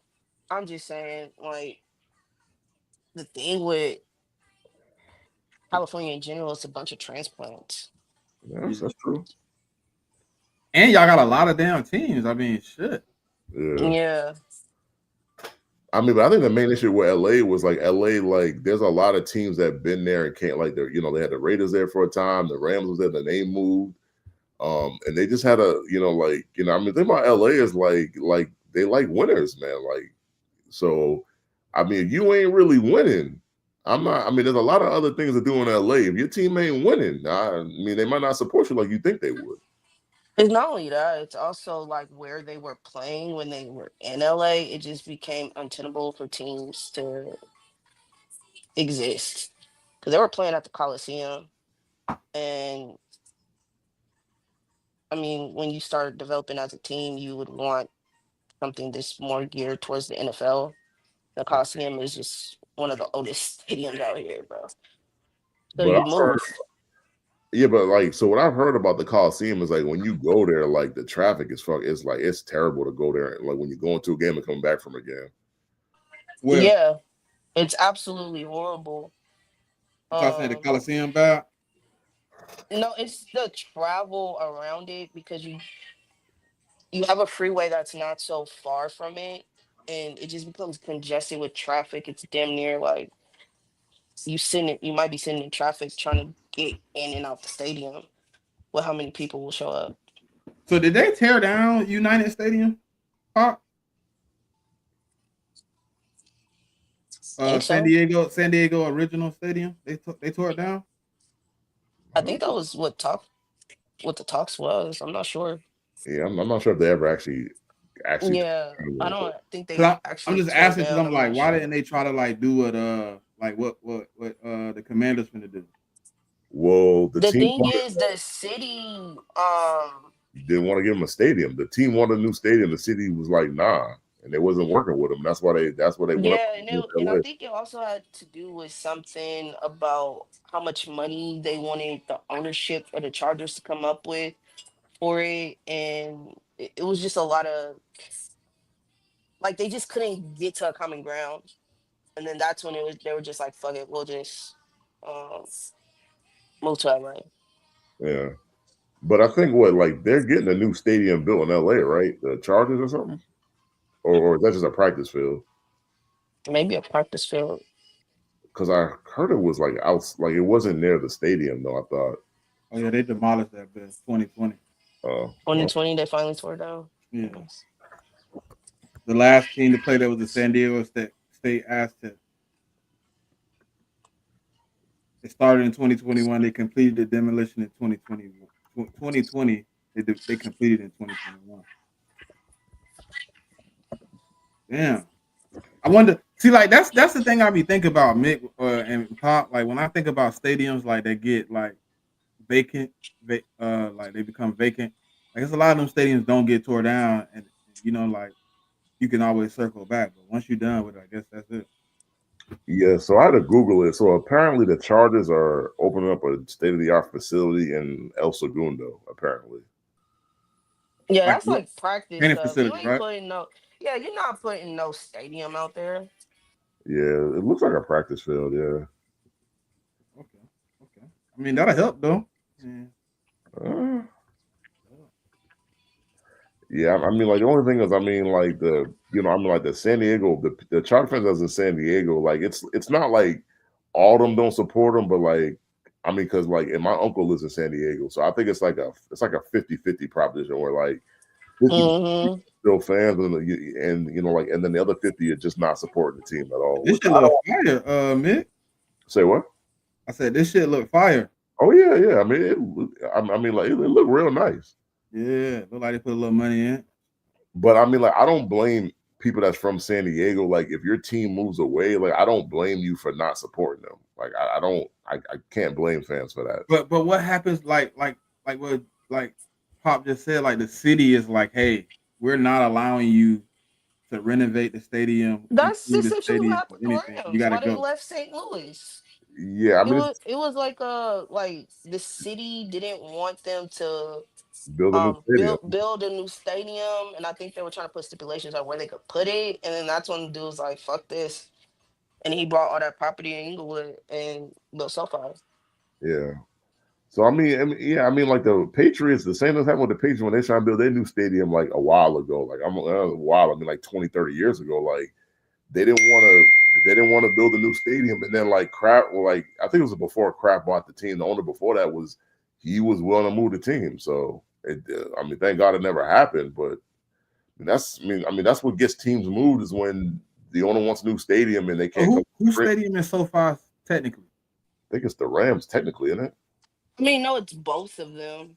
But who moved there Like first? Like who moved first? it was the Rams, and then I think I forgot how the Chargers came up because I do know they were playing at that.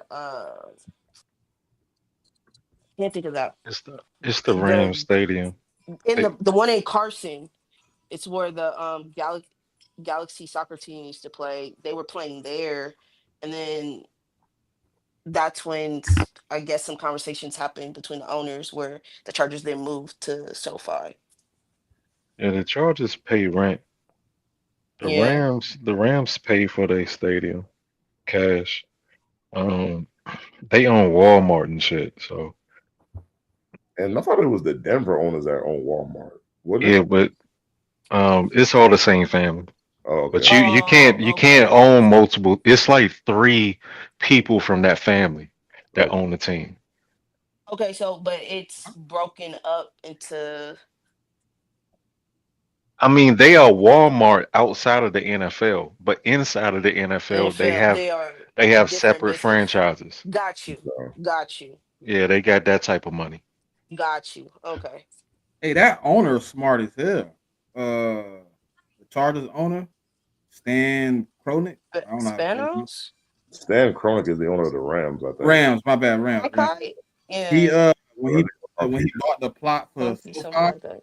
he told the like the designer he wanted the stadium designed for two teams without any intentions of having a second team, but he knew he possibly can get a second team to rent that. That's smart as hell. Well, I mean, well, it's kind of twofold because the Raiders before they moved to Vegas, they was trying to move to LA too, though. Yeah. Ooh, so they could have got either team in that bit, huh? Yeah, because you also got Yeah. to think about it. Oakland at the time wanted to get a separate stadium from the A's, and they were having issues with the city on being able to build a stadium out there. What you mean? What you mean, Elena? How did Jerry help with SoFi? How you doing today? You talking about Jerry Jones? Yeah, that what she said. Yeah, he said Jerry Jones help was so fun.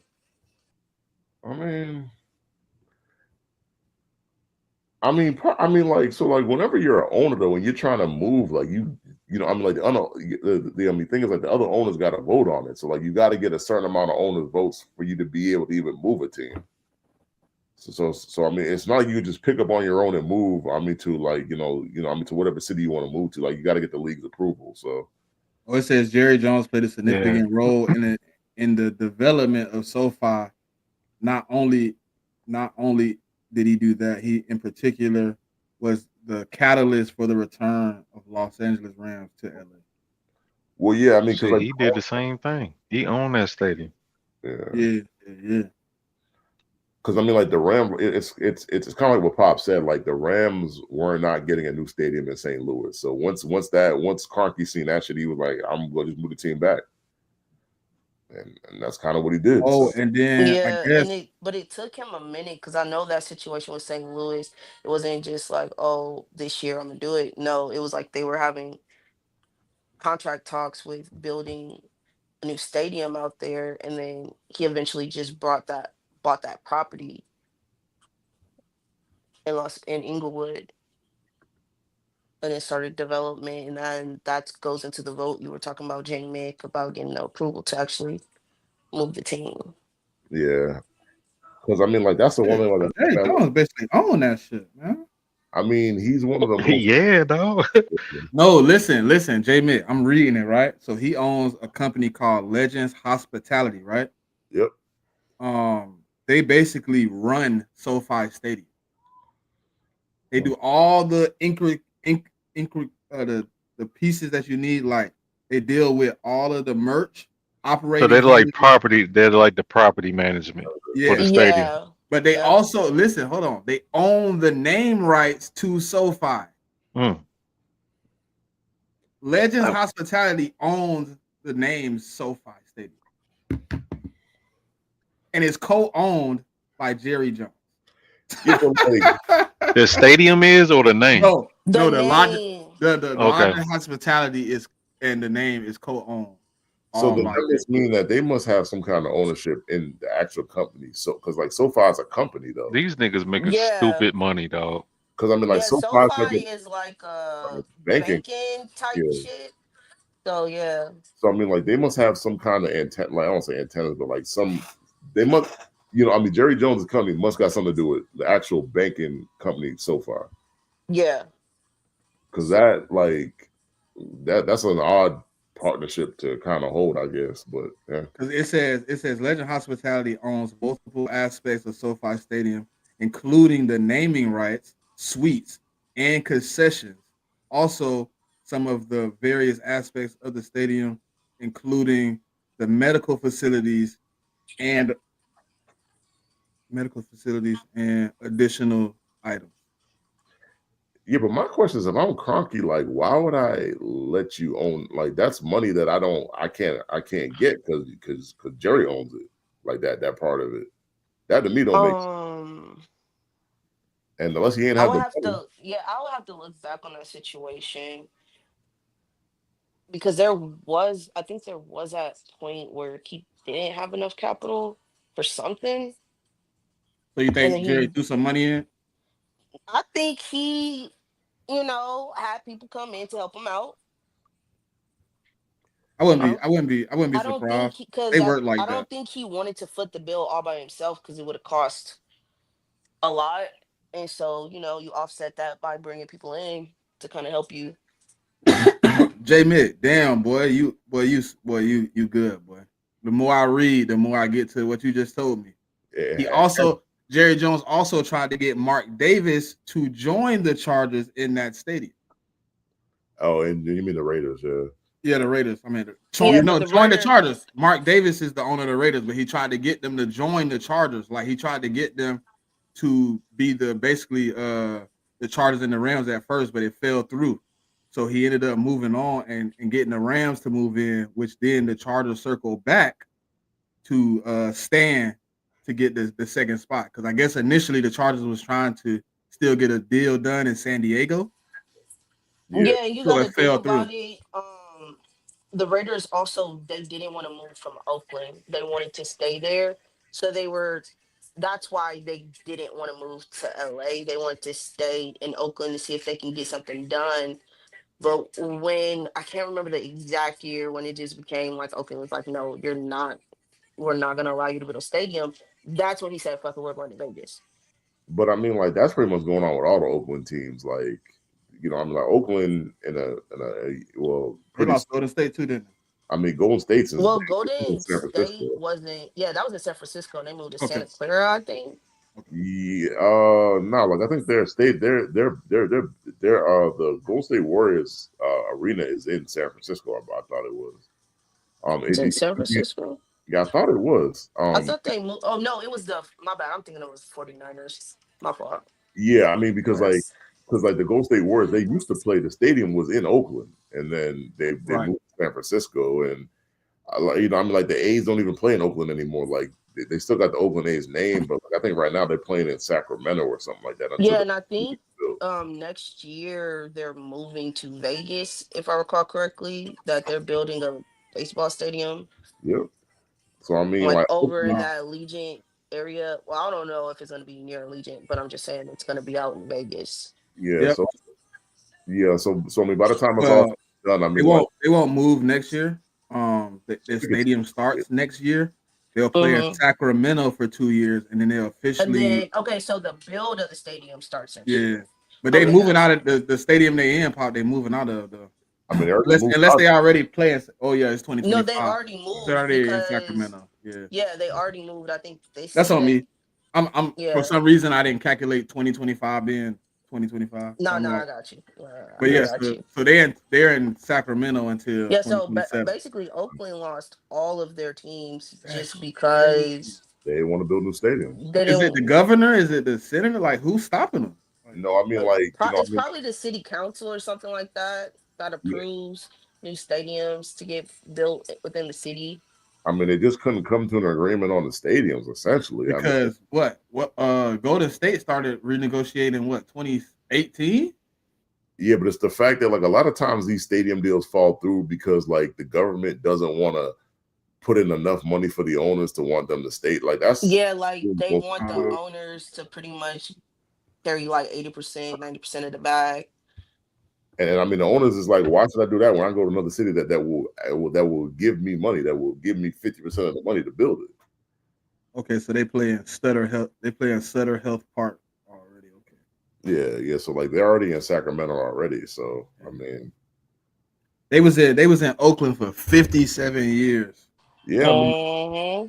and they never got a new stadium. I mean, like there were reports before they started playing Sacramento this year, like they had their stadium had the worst conditions in the major leagues. Like, I mean, like they were reporting they had like rats in their stadiums and all that. So just I mean, for the A's, to me, it's a different story. Like they should have got a new stadium years ago. But them pictures. Sometimes the thing about it, like you see the pictures of the stadium, you're like, oh, it looks so nice, and then you go to the stadium, like, oh, that shit trash. Yeah, I mean, like you don't really know how nice a stadium is until you actually go there. I mean, like. Yeah. I mean, pictures you show, yeah, I mean, that's the field. Like, they're going to make the field and the stands look the best it can look. But we talking about the hallways, the bathrooms, like stuff like that. And, I mean, I heard like Oakland A's got like one of the worst stadiums in like this country. So. Hold on. This is kind of weird, bro. Okay, so it was a new dude that bought the Coliseum. I'm reading about it.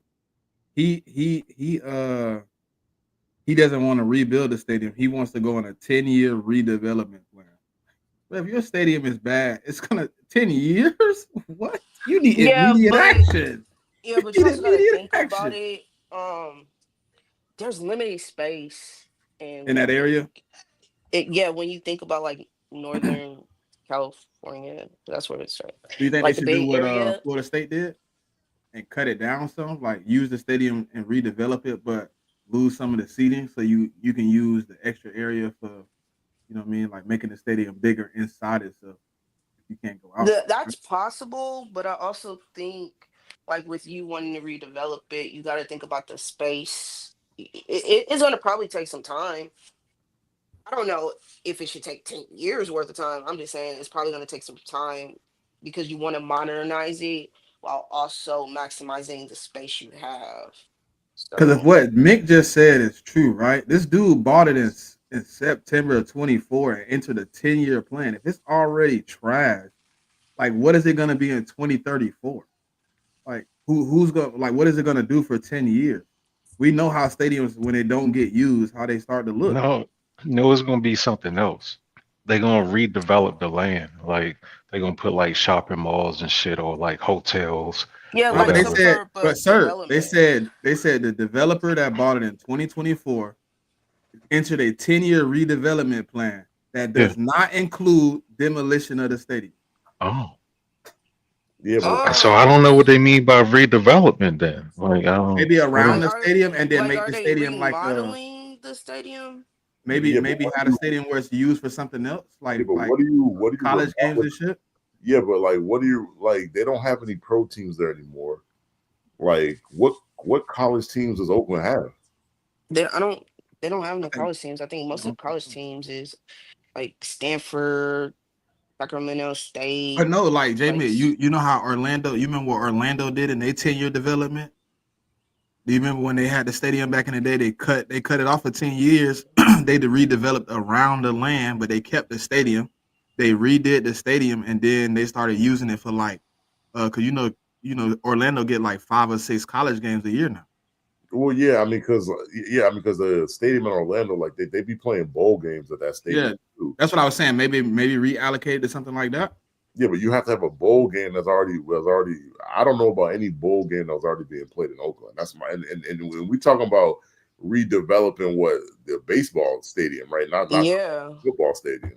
So well, I mean, the I don't know football what you do with stadium baseball, was the then. baseball stadium, and if the A's are leaving, like, what baseball, like, are the A's going to move back after that 10-year redevelopment? Like, the A's are trying to move to Vegas. They yeah, getting that's a what I'm brand new saying. stadium in Like, Vegas, so they ain't yeah, coming that's what I'm back. saying. So, like, So I don't know. That's a good question, Pop. I'm not sure how to answer that. because I don't see if you're gonna get a brand new I think it's baseball ultimately gonna come to stadium. what Certified said. They gonna try to Like, do all that shit, and then they gonna end up having to tear that shit down. Because if I no don't one is even think it's gonna take the full 10 years to figure that Nah, out. it's gonna be like 3 or 4 years. You ain't gonna get no contracts. They're gonna be like, all right, well, we're gonna have to do something else with this land because we losing money. Yeah, I mean, I'm not. I mean, like the idea don't sound like a good idea to me personally. Like if you unless like the only way I can see it being a good idea, Mick, is if he has like some type of backdoor plan where he knows he has some type of contracts that's gonna be using the stadium when he's done with the the allocation of the funds. If not, then you just put money into a stadium that you can't use. Yeah, I mean, maybe you might have concerts at the stadium or something. Maybe they could do that. I guess I don't know. I just it don't seem like. I think it's gonna come to what Certified said. That shit gonna be gone. It don't They seem gonna like do that shit because now that y'all saying it, like me thinking about, it, I'm like, yeah, you don't have any college games you really can just throw in there. I mean, baseball. I mean, maybe you can somehow figure out a way to use it for like baseball, but the thing you could use it for wouldn't be games. It'd be more like camps and shit, training and shit. So that wouldn't be no good. Yeah, because you can't really make no. I mean, you might be able to make a little bit of money off of that, but you're not making like the kind of enough to benefit the stadium being there though. Yeah, but what team is gonna need that? Because the Giants got their own stuff. Yeah, I don't know already. So I don't get it, but we'll see. I mean, it's not my money, so yeah, I'm not tripping, and it's not something I got to worry about because I don't live up there. So hey, it's kind of funny. I was reading this that thing about Bryce Huff saying like he wanted to trade really early because he knew he wasn't a fit. I'm like in my back of my head, I'm just like, bruh, they took your minutes. I understand you making this comment. I mean, you came in making 17 million and ended up being the 5th rotation on a young defensive line. What do you think his role gonna be for y'all, sir? Is he still gonna be a third down rusher?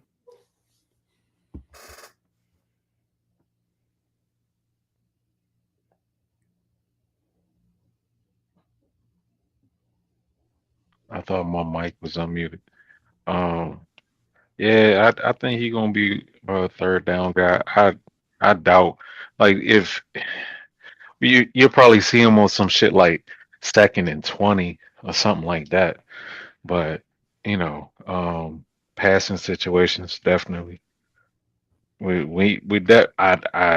definitely not gonna be a 3 down I linebacker. like it what Saleh do. I think Saleh know how to use him. I mean, Saleh got him. Saleh drafted him. Saleh brought him in for a reason. I think if anybody can, help him have a breakout season, it'd be Saleh again. I hope so. Somebody gotta do something. I mean, I'm pretty sure he had more sacks than he had for us. I hope so for that too. Shit. Ain't gonna turn down no sacks. So hey man, I see, boy. Hey, you see that 4 extra jump? That had me going crazy, dude. Man. Hey, man, I hope everybody was safe yesterday on the 4th of July. If you wasn't, man, prayers go out to you and your family, man. But, hey, man, when y'all having these events, man, be safe, man. Be safe as possible. You never know what's going to happen the next day. Yeah. This man woke up Yeah. with one hand. They're like JP, what was the dude name? Wasn't it JPJ?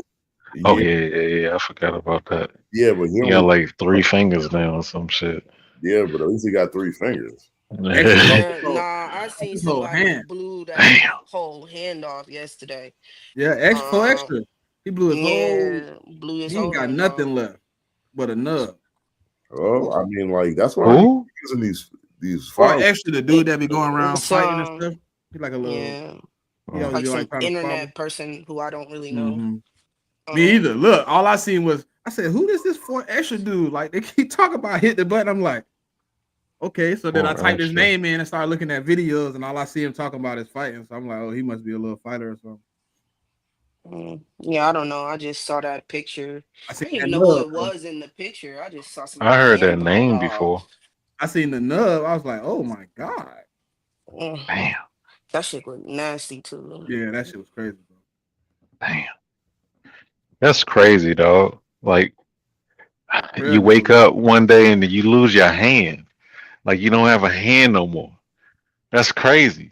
I mean, that's why I mean, like I be telling people, man, like if you ain't never shot off fireworks before, you gotta know what you're doing, man. Like that shit ain't no shit for no fucking amateurs, man.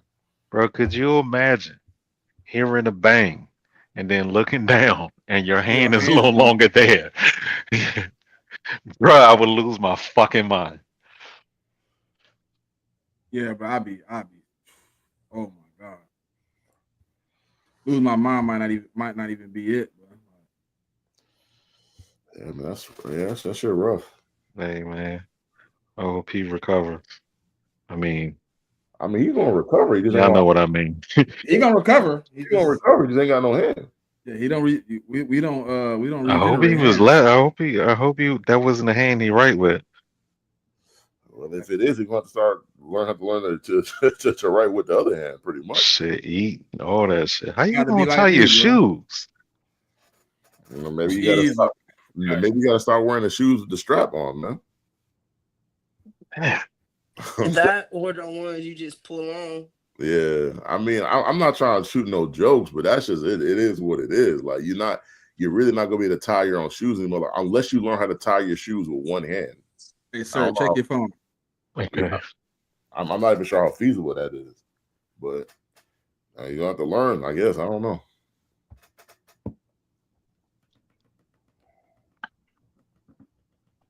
That's yeah, man.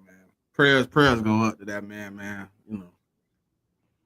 But be careful, y'all. You know what I mean? One day you can, be careful, be prayed up, stay safe, man. That's all I And I can just say. hope in my neighborhood, I don't hear not one damn firework tonight, man. Them niggas last night, bro. Them fires are going to 3-4 o'clock in the morning, bro. My neighborhood too, bro. And guess you know what's funny, Mick? My neighborhood sent out a posted letters on your door and sent out emails that it was illegal to have fireworks in the neighborhood. Illegal. These niggas went to like 4:30. I'm like, bro, are you serious? But it's like an open piece of land on my house, JMIK. So they all went back there. It was like 20 of them people back there shooting. I said, man, come on.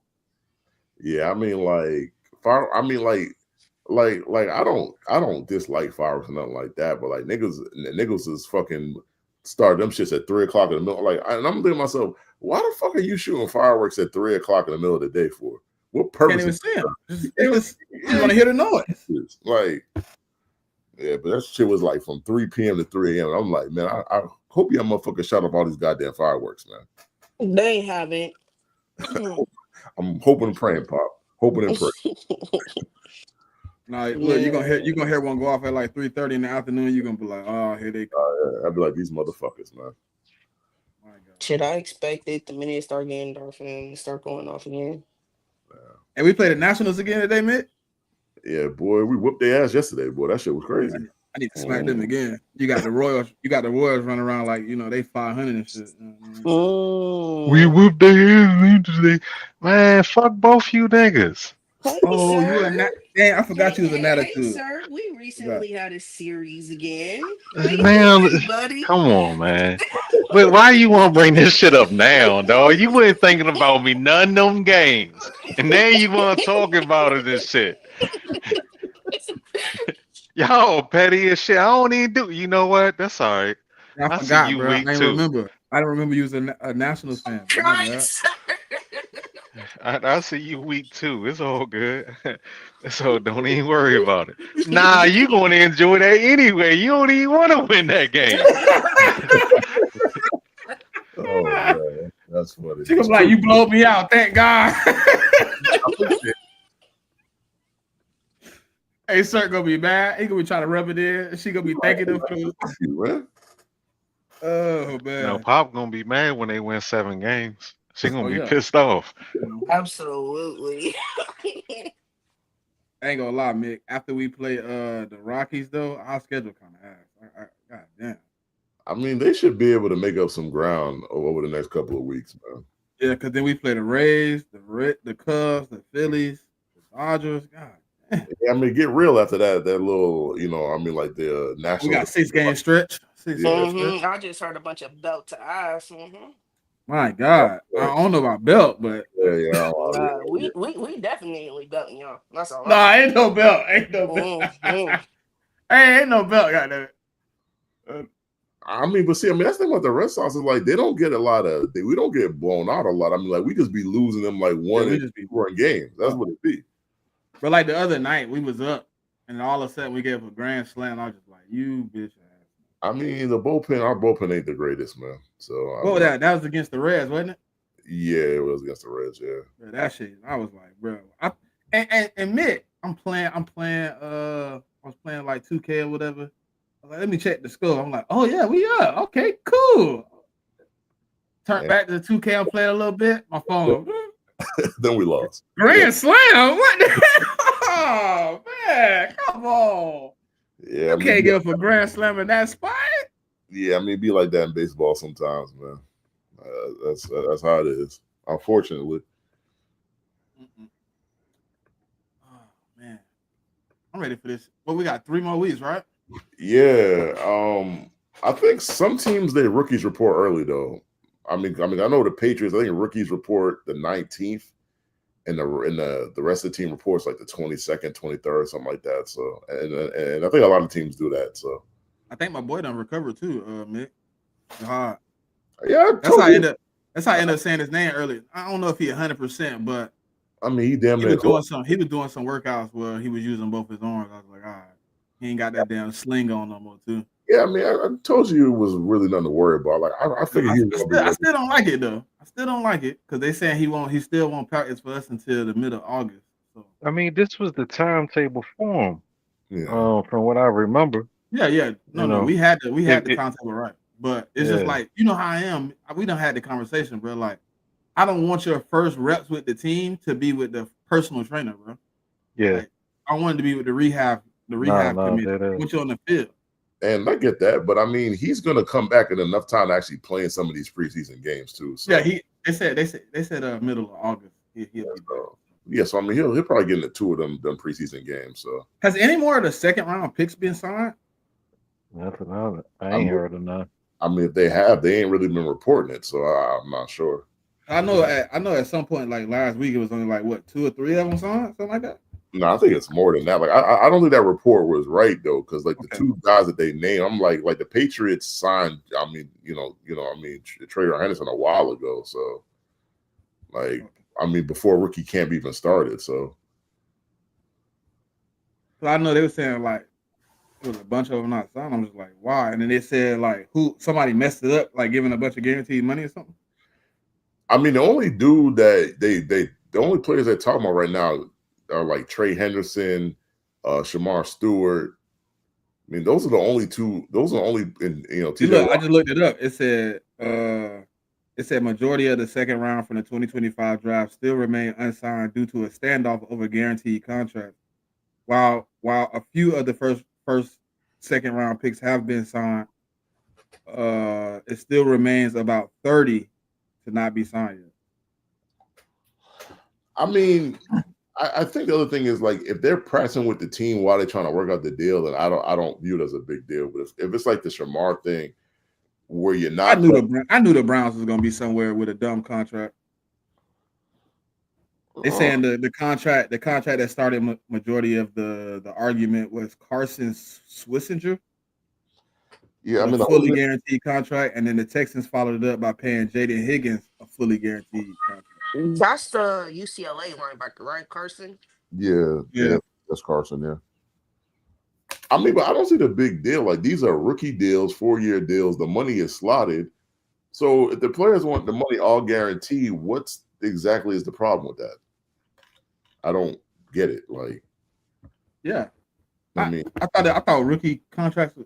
Yeah, maybe I've been wrong for years. Shit. Well, I mean, the rookie deals are like this. The money is all slotted, so it's not like you can't challenge the amount that you're getting because it's slotted. But so is it not all guaranteed though? I know. I thought the first round picks is definitely guaranteed. I thought, but the second round probably not. I'm just not. I can't say. Like, I'm not 100% sure, but I mean, like I said, the money is slotted. Like first round picks, the only ones that get fully guaranteed deals. Okay. Well, I mean, not anymore because some of these second rounders starting to get it. So, I mean, it's only been 2. They're not going for that shit. I mean, the player don't really have that many options. You got 30 guys. You got 30 guys sitting on. It look like they done came together. I mean, that's cool, but what you gonna do? Not play? You gonna go back into the draft next year? So who gonna pay for your training? I mean, these dudes is getting paid in college. Yeah, they got NIL. Sir. So I mean, yeah, but that's if they save them. We don't know if they save their money or just spent. Okay, so second round picks usually only have 6.3 million of the contract guaranteed. The other 4.7 million is usually not guaranteed, right? Something like that. Oh no, this is just an example. This is an example. It says 63% of the contract for the second round is guaranteed. So if you got a $10 million deal, 6.3 million would be guaranteed. The other 2.7 would be allocated. 3.7. I mean, Swan, I understand that Higgins was the first guy that y'all drafted, but technically he a second round pick because he wasn't drafted till what 33, 34. Second round pick with first round expectation. Yeah, I mean, yeah. But I get it. But I mean, his contract is still based off of where he got drafted, which is the second round, though. But I mean, like I said, like if certain teams want to give guys guaranteed deals, that's up to the team, and now that just sets the market for all the other teams with their picks. Like y'all are billionaires, bro. Like these aren't the back-breaking quarterback deals that Dak Prescott and all these other quarterbacks are signing. Like they're slotted money. The guys want, if the second round picks want a guaranteed, like Carson Kidd for the Browns or Higgins for the Texans, and I mean, like y'all not broke. Like I don't see this being a big deal. No. Definitely. I don't know though. It's gonna be interesting, man, to see how that play out. But where does it stop? And then so a few years down the line, third round pick say, man, fuck, I wanted the guaranteed deal. Yeah, but as you move down the draft, down the rounds of the draft, the players they don't get paid as much as the first, second round picks. They even get paid less. And you got less to stand on when you're a third, fourth, fifth round pick. Yeah, I mean, first, second round picks, they're gonna. I mean, even third round picks, they're gonna make the team the majority of the time. Like the fourth and later, like I think certified asking at what round do they be like, hey, we not going no more. Like, all right, we gave the first and second rounds fully. Like you said, maybe third. Is that the cutoff? Is the third round? Like, hey, look, you a fourth rounder, you might not even make the team. I mean, for right now, yeah, but shit changes. Like, did we ever think that we were gonna be paying wide receivers $40 million? Like, hell no. Nah, shit just it changes over time. I mean, like I said, like I'm not about to be crying for owners, bro. Like owners got a lot of money, so I'm always gonna be player first in terms of them getting their money. So I mean, that's where I stand with it. It's always player first for me too. Yeah. So I One mean, for the billionaires, dog. Shit. that's what I'm saying. Like, and these aren't these. I mean, these guys, for the exception of Genty, these guys are not making top 10 at their position. Like Genty's a different story because he a running back, and I thought they said that when he signed his rookie deal, like he's already in the top 10 paid running backs already, or some crazy shit like that. So, but I don't know, man. Just gotta wait to see what happens. I mean, like if Carson and Higgins got guaranteed deals, and a lot of other guys are gonna ask for the same. It seems like it's 30 other guys asking for the same, man. I don't Is got a that problem with it. Genty contract based upon his APY, or is it about like the overall money? I mean, Genty is getting paid off of where he got drafted. So when you compare that money, the getting drafted fifth, was it fifth or sixth?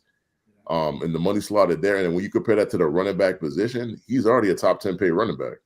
Got you. So he So got a it's based $35 upon the million. money allocated to his draft position. Got you. He got a $35 million deal, and he got 22 of that signing. God damn. I mean, yeah, like Genty hasn't played a down. He's already a top 10 paid running back. That's kind of interesting. I'm not gonna say crazy, but that's interesting. Swan said she team first, players come and go. My team is my team. I mean, I'm all for the Patriots, but when I'm talking about players getting paid, I like to see players get paid. That's just kind of how I've always been, man. Like what I think more. I think we all team first, but we could give a damn about our owner. Like yeah, if he was out here shortchanging and not paying players, and we was losing players every day, yeah, we still be Eagles, whatever. But we gonna hate the owner. Like the Commander fans didn't give up, but they hated Dan Snyder. Yeah, exactly. And I mean, like they weren't successful. I don't know. I mean, they were paying people, but it's just like the infrastructure of the team wasn't good, so the team didn't perform well. But yeah, like I mean, I'm always pro player to get their money. Like a prime example, like I'm a Celtic fan. Like Luke Cornett went to the Spurs. I wasn't mad at Luke. I wasn't mad at my organization. That's just sometimes the players gotta go to get paid. So I mean, I'm not gonna hate Luke for that. Like he did what he did for us. I'm happy for him that he got paid because we weren't paying him that. So, and I mean, like that's what I mean when I'm happy when players get paid. Like I always root for the player to get paid. I mean, like whether that's with my team or some other team. I was thinking about it the other day, Mick. I was like, damn. I was looking at like contracts on like a couple teams, and I'm just like, they paying. I started with the Bengals, right? With the three I think it was like they had a crazy number. I'm like, he paying this. Imagine what he bring in monthly, yearly. Well, yeah, I mean, like what the salary cap is like what 240, 250? Yeah, in a year. So the owner can pay that kind of salary cap. What kind of money you think he's making? He's not just paying out of the goodness of his heart, the 250. I mean, he's getting a serious return back on that 250. Oh yeah. Somebody listen. No, that's the video. That's what they said in the video, JMIK. They was like, owners pay out this money and recoup within the first 3 weeks of the season type shit. Oh, of course. The rest of the season is profit. I'm like, God damn. And I don't got no beef with that either because they're the ones putting up the money. They're the ones putting up their money at risk to make more money. So I don't got no problem with it. But I'm not about to be like, I'm not going to be capping for like owners that don't be want to pay players. Like I'm just not. I don't care if it's my owner or some other owner. I'm just not with that. All right. Last statement I got. I just read some funny shit. So in a previous interview, Dak Prescott states that he believes the Cowboys roster as formed is close to winning a Super Bowl. But what is he supposed to say? That we suck and we ain't gonna win? I would just say we close to compete. I don't know. Like to me, I like wording, JMIK. So I would have more rather him be like, we close to competing. Because like putting Super Bowl aspirations on your name again, if you go out there and miss the playoffs, you get the Cincinnati Bengal treatment. I mean, I get you, but like as a player, like you're kind of in that, like it's kind of like you're in the platoon, like I'm like you're fighting a war, right? Yeah. And you got to believe that you're gonna win.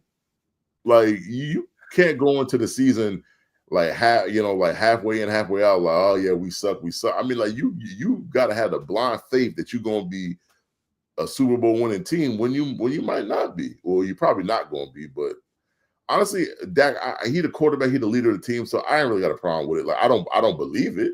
I think he's full of shit. I don't know. I just like word, Mick. Like when you go in those meetings, like they ask, "Hey, what's your view on the Cowboys?" Yeah, last year was a down season. You know, we kind of went through it, but I think with the roster as it is, we might be able to make some significant growth and maybe compete. You know what I mean? But saying like, "Hey, I think in the next 2 years we're gonna win the Super Bowl," is just like to me. Sometimes you ain't gotta say all that.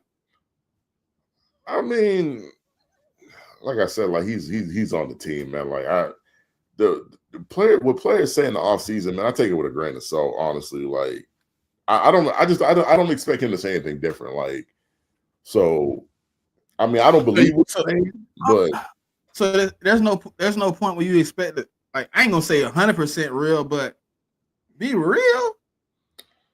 I mean, but he's not in the part of the season where he got to be real about it. It's the off season. He can say whatever right now. No, it don't really matter. Now week one, when you see how the team look, I guarantee if you get asked the same question like week 3 or week 4, and they're like 2-2, 1-3, he ain't gonna give you the same answer though. No, definitely, because the season running. So now you say we doing it a week at a time. You know how that goes. Yeah, exactly. So I mean, like I said, like if Drake May was like a 5th year, like if Drake May was in like Justin Herbert's position, right? And Justin Herbert said the same thing, I would just expect Justin Herbert to say that, even though he ain't never won a playoff game. I wouldn't even be happy if like Jaden Daniels came out and like we going back to the NFC Championship. I don't like putting unnecessary, like the media gonna put expectations on you. I don't think you need to put unnecessary expectations on yourself. You know what I mean? See, you don't have to say the outrageous shit. See, I don't think the young players are gonna say that though. Like Jaden, he don't have a reason to win. He don't have a reason to prove that he can win because he still got a lot of time. That was rookie season. Well, it's not even just that. It's just he's a 2nd-year quarterback. Like he trying to grab the reins on being the leader of the team, and he got a lot of other shit going on with the team. Whereas a guy like Justin Herbert that been in the league for 6 years, a guy like Josh Allen been in the league for 8, and Lamar Jackson the same. They've been in the league for a while, so it's like it's not as much of adjustment. So if Justin Herbert came out right now and said, "Hey, I think we winning the Super Bowl," I would be like, "What the fuck?" I'd be like, "Then could you at least win say that we're gonna win a couple of playoff games first? You don't even got a playoff win." Yeah, but I would expect Justin Herbert, like guys like that, or guys like Joe Burrow to say shit like that because they've been in the league for a while. Like they, I get why they say it. I do get why they say it. I just never been a fan of it. Like I always thought, like the media paints a picture as is. You don't need to add more flame to the fucking fire. Like that's how you end up being the talk of the slander for you know what I mean. Like unlike Justin Herbert, because shit, he get all the praise in the world for not like shit. Yeah, but the media gonna do that with the Cowboys anyways. Like, yeah, they got Super Bowl aspirations for them motherfuckers every year. That's what I'm saying. So like the media gonna put them in that spot regardless. So it don't really matter what Dak said, to be honest with you. So I mean, like if I was a Cowboys fan, I would be happy that my quarterback that would have that kind of confidence. Like that's how I'd say it. I don't think they gonna. I think they got a mixed bag, but I think they starting to be more realistic as the fan base though. Yeah, but I mean, like the Cowboys, even though they had all those injuries, they still won with 7-8 games. They weren't terrible. So I mean, I don't think it's far-fetched for people to come out here and think that the Cowboys can win 10 games. Like I don't think that's far-fetched. I mean, I think it's actually kind of reasonable, to be honest with you. I don't now. I mean, like I say it's reasonable, but like I'm not saying I put my money to bet on it. I ain't saying all that.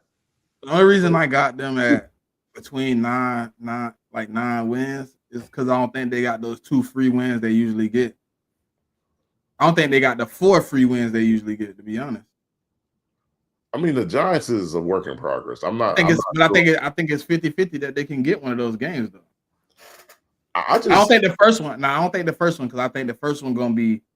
I do think the first one. I think the second one gonna be Jackson Dart. I think they can. I think Russ can go in there and upset some shit. It's gonna be hard because that defense a lot, but that's contentious on that defense being what I think it's gonna be. In the year 2025, if you depend on Russ for anything, shit, I don't know. Yeah, Russ. I don't know. Didn't he beat them last year? What to beat the Giants? No, he didn't. Did he play?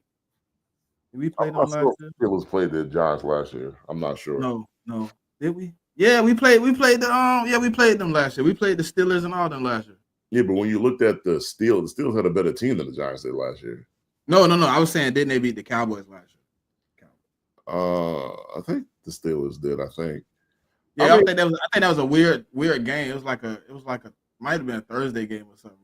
I mean, to me, like Russ will be all right, but I'm not counting on him for wins. I mean, especially against teams that are going to the game where people view them as better than the Giants. I don't have a lot of like Russ wasn't that good enough for the Steelers to want to resign him. Like they chose the Aaron Rodgers approach, bro. Like that's and they didn't even retain Justin Fields. They didn't retain none of their quarterbacks. Like that to me says a lot. I really think Aaron Rodgers has something to do with that shit too, though. What I mean, them not signing nobody?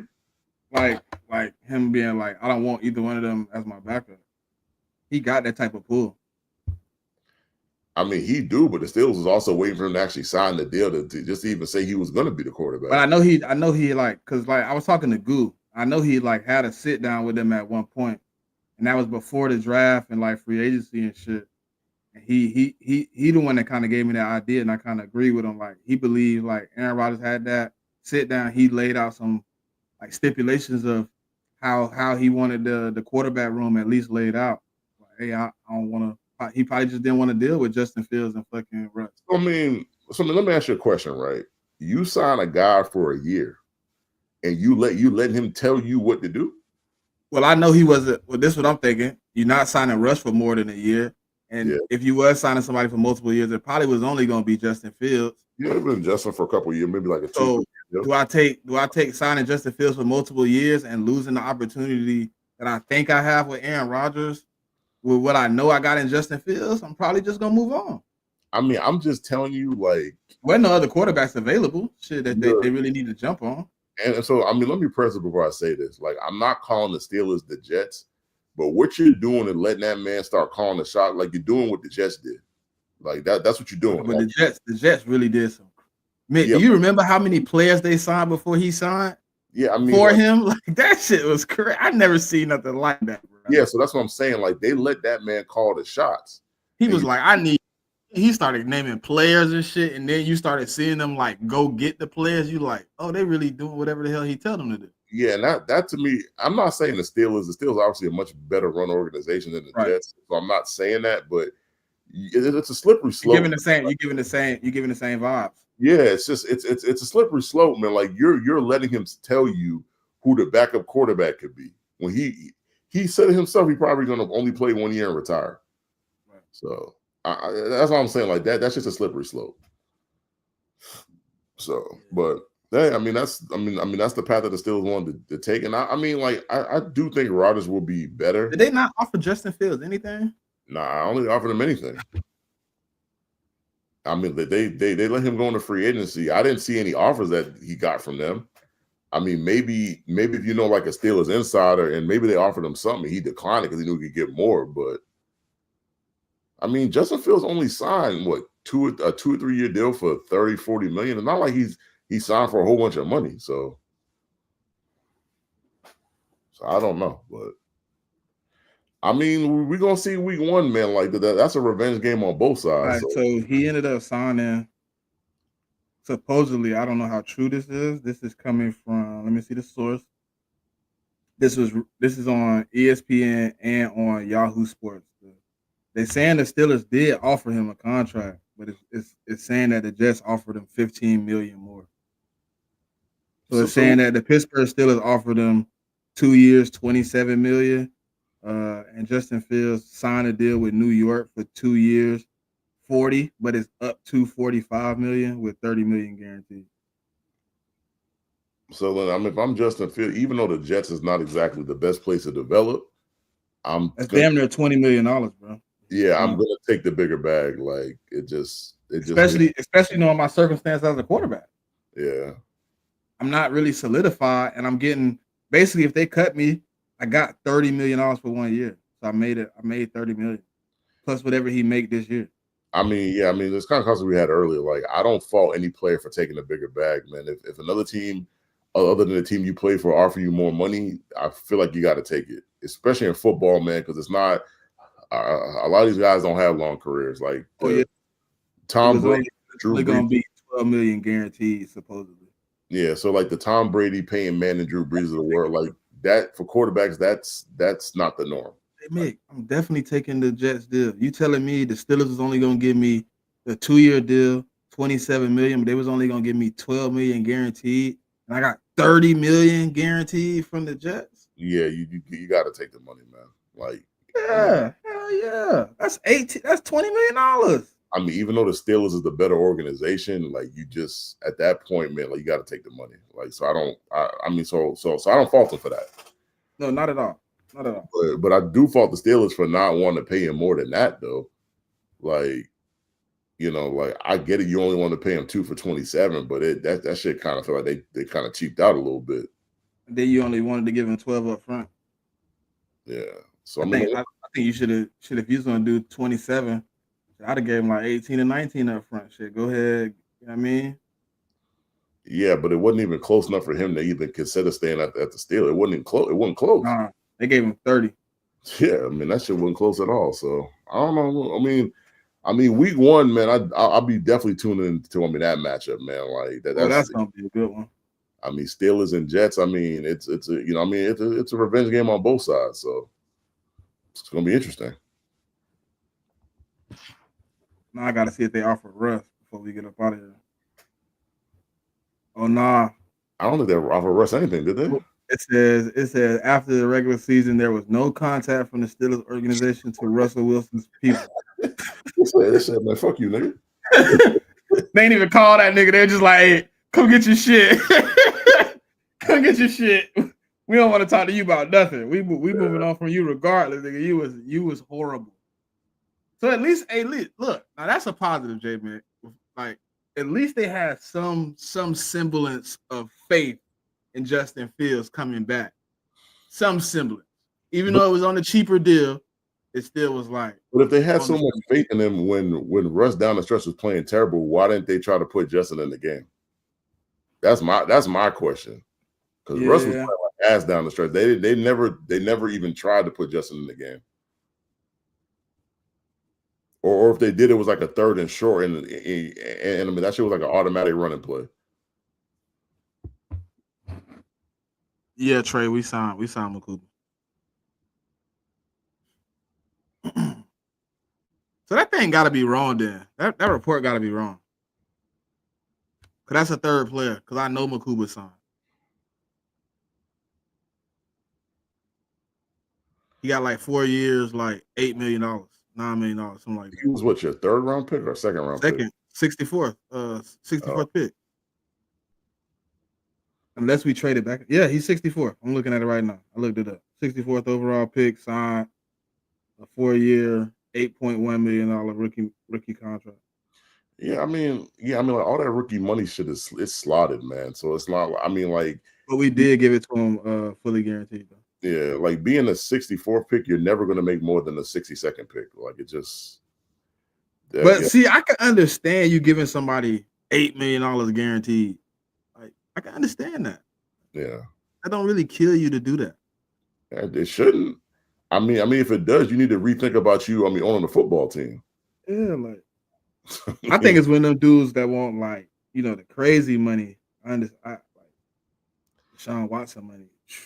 Yeah, but I mean, as a rookie, like you're not gonna get that money.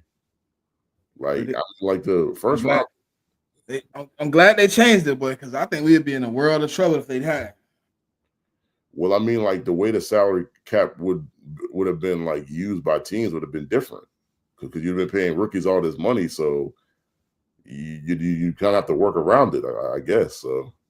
Yeah, boy, I'm glad Sam Bradford and Jamarcus Russell ruined that shit because, boy, it'd be a lot different of an NFL if we were still paying rookies that big boy check. Because it wouldn't be because a lot of teams like, oh, let me go reset my team by drafting a quarterback. So that shit wouldn't work. It might be a little cheaper, but it wouldn't be much cheaper. Cause what Sam Bradford got like $60 million guaranteed fully? it was like 50, 60 million. It was some crazy shit. And he wasn't even really that good. Shit. Hey, Sam Bradford, if you ever watched the check down, bro, I appreciate you as a Philadelphia Eagle. You allowed us to get a first round pick from the Minnesota Vikings. You allowed us to be great. I appreciate you, man. Yeah, but the funny thing was I didn't like Sam Bradford in college either. Everybody was so Oklahoma? high. Yeah, I wasn't really that high on him like that. I'm trying to remember, like, if I'm not mistaken, he either won the Heisman or he was like second or third in the Heisman. Who was it? What was it? Nah, I don't think. Was it McFadden on that team? What, the Oklahoma team? No, McFadden went to Arkansas. Yeah, he went to Arkansas. But the thing about Sam was like when he played for OU, like that team was fucking stacked though. It wasn't no regular team. Like they had running backs, offensive linemen, wide receivers, tight ends, a good defense. Like they had all that. But I mean, like that's why I be shying away from these quarterbacks that go to these schools where they got everything, like schools like Ohio State and schools like USC and stuff like that. Like I be shying away from them kind of quarterbacks because like they have it all. When you go to the league, you're not gonna have it all. You're gonna have to make some shit shake with average players. And I mean, like a lot of the time, like them guys that played in big schools, they got everything. A lot of them times, like I say, that's what it was. I knew they had a top running back on that team, bro. It was DeMarco. Oh, Murray, yeah. DeMarco Murray was the running back. Oh yeah, he had a stick. Yeah, but that's how all them like D1 like schools at the top of their conference, like like it's like playing on an all-star team. Yeah, they had a good squad. He still showed up that year, but yeah. And I'm not saying that like you can't be good like in like Archman, like for Texas this year, Archman, like he's gonna have a good offensive unit. But not to say that if he gets to the league, he won't be good. Like he could definitely be good. It's just, some guys. It's a lot of people hoping that young man don't go back to college.